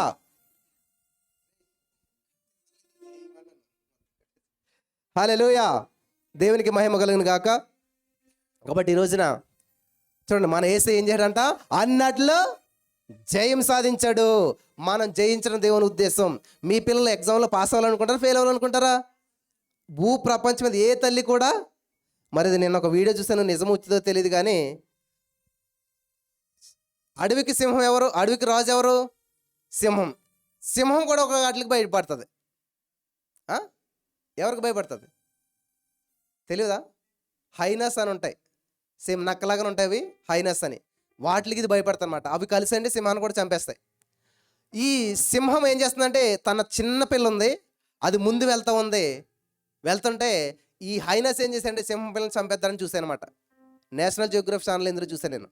అయితే ఏం చేసింది, ఈ తల్లి ఏం చేసింది, సింహం గబగబ పరిగెత్తుకుని వచ్చి ఆ సింహం పిల్లని పట్టుకుంది. ఏం చేస్తున్నాయి, హైనస్ వచ్చి తల్లిని చంపడానికి చూస్తామన్నమాట. అది పరుగుని వెళ్ళి ఎవరైతే యొక్క విహారయాత్రకు వెళ్ళారో ఉంటారు కదా కారులను, ఆ తల్లి ఏం చేసిందంటే ఆ సింహ పిల్లని ఆ కారులో వెళ్తున్న వాళ్ళకి ఇచ్చేసేసి ఇలాగా వెనక్కి పడిపోయింది అనమాట. అంటే చనిపోయింది. ఎవరో పెట్టారన్నమాట, తల్లే. అది సింహం అయినా మనిషి అయినా కూడా ఏం చేసింది, పిల్లని ఎలాగైనా సరే కాపాడేసి తల్లి చనిపోయిందంట. అందుకని దేవుడు అంటున్నాడు మాట, స్త్రీ తన గర్భమును పుట్టిన బిడ్డను మరుచునా వారైనా కూడా మరుచుదురేమో కానీ నేను నిన్ను మరువను. హల్లెలూయా, హల్లెలూయా.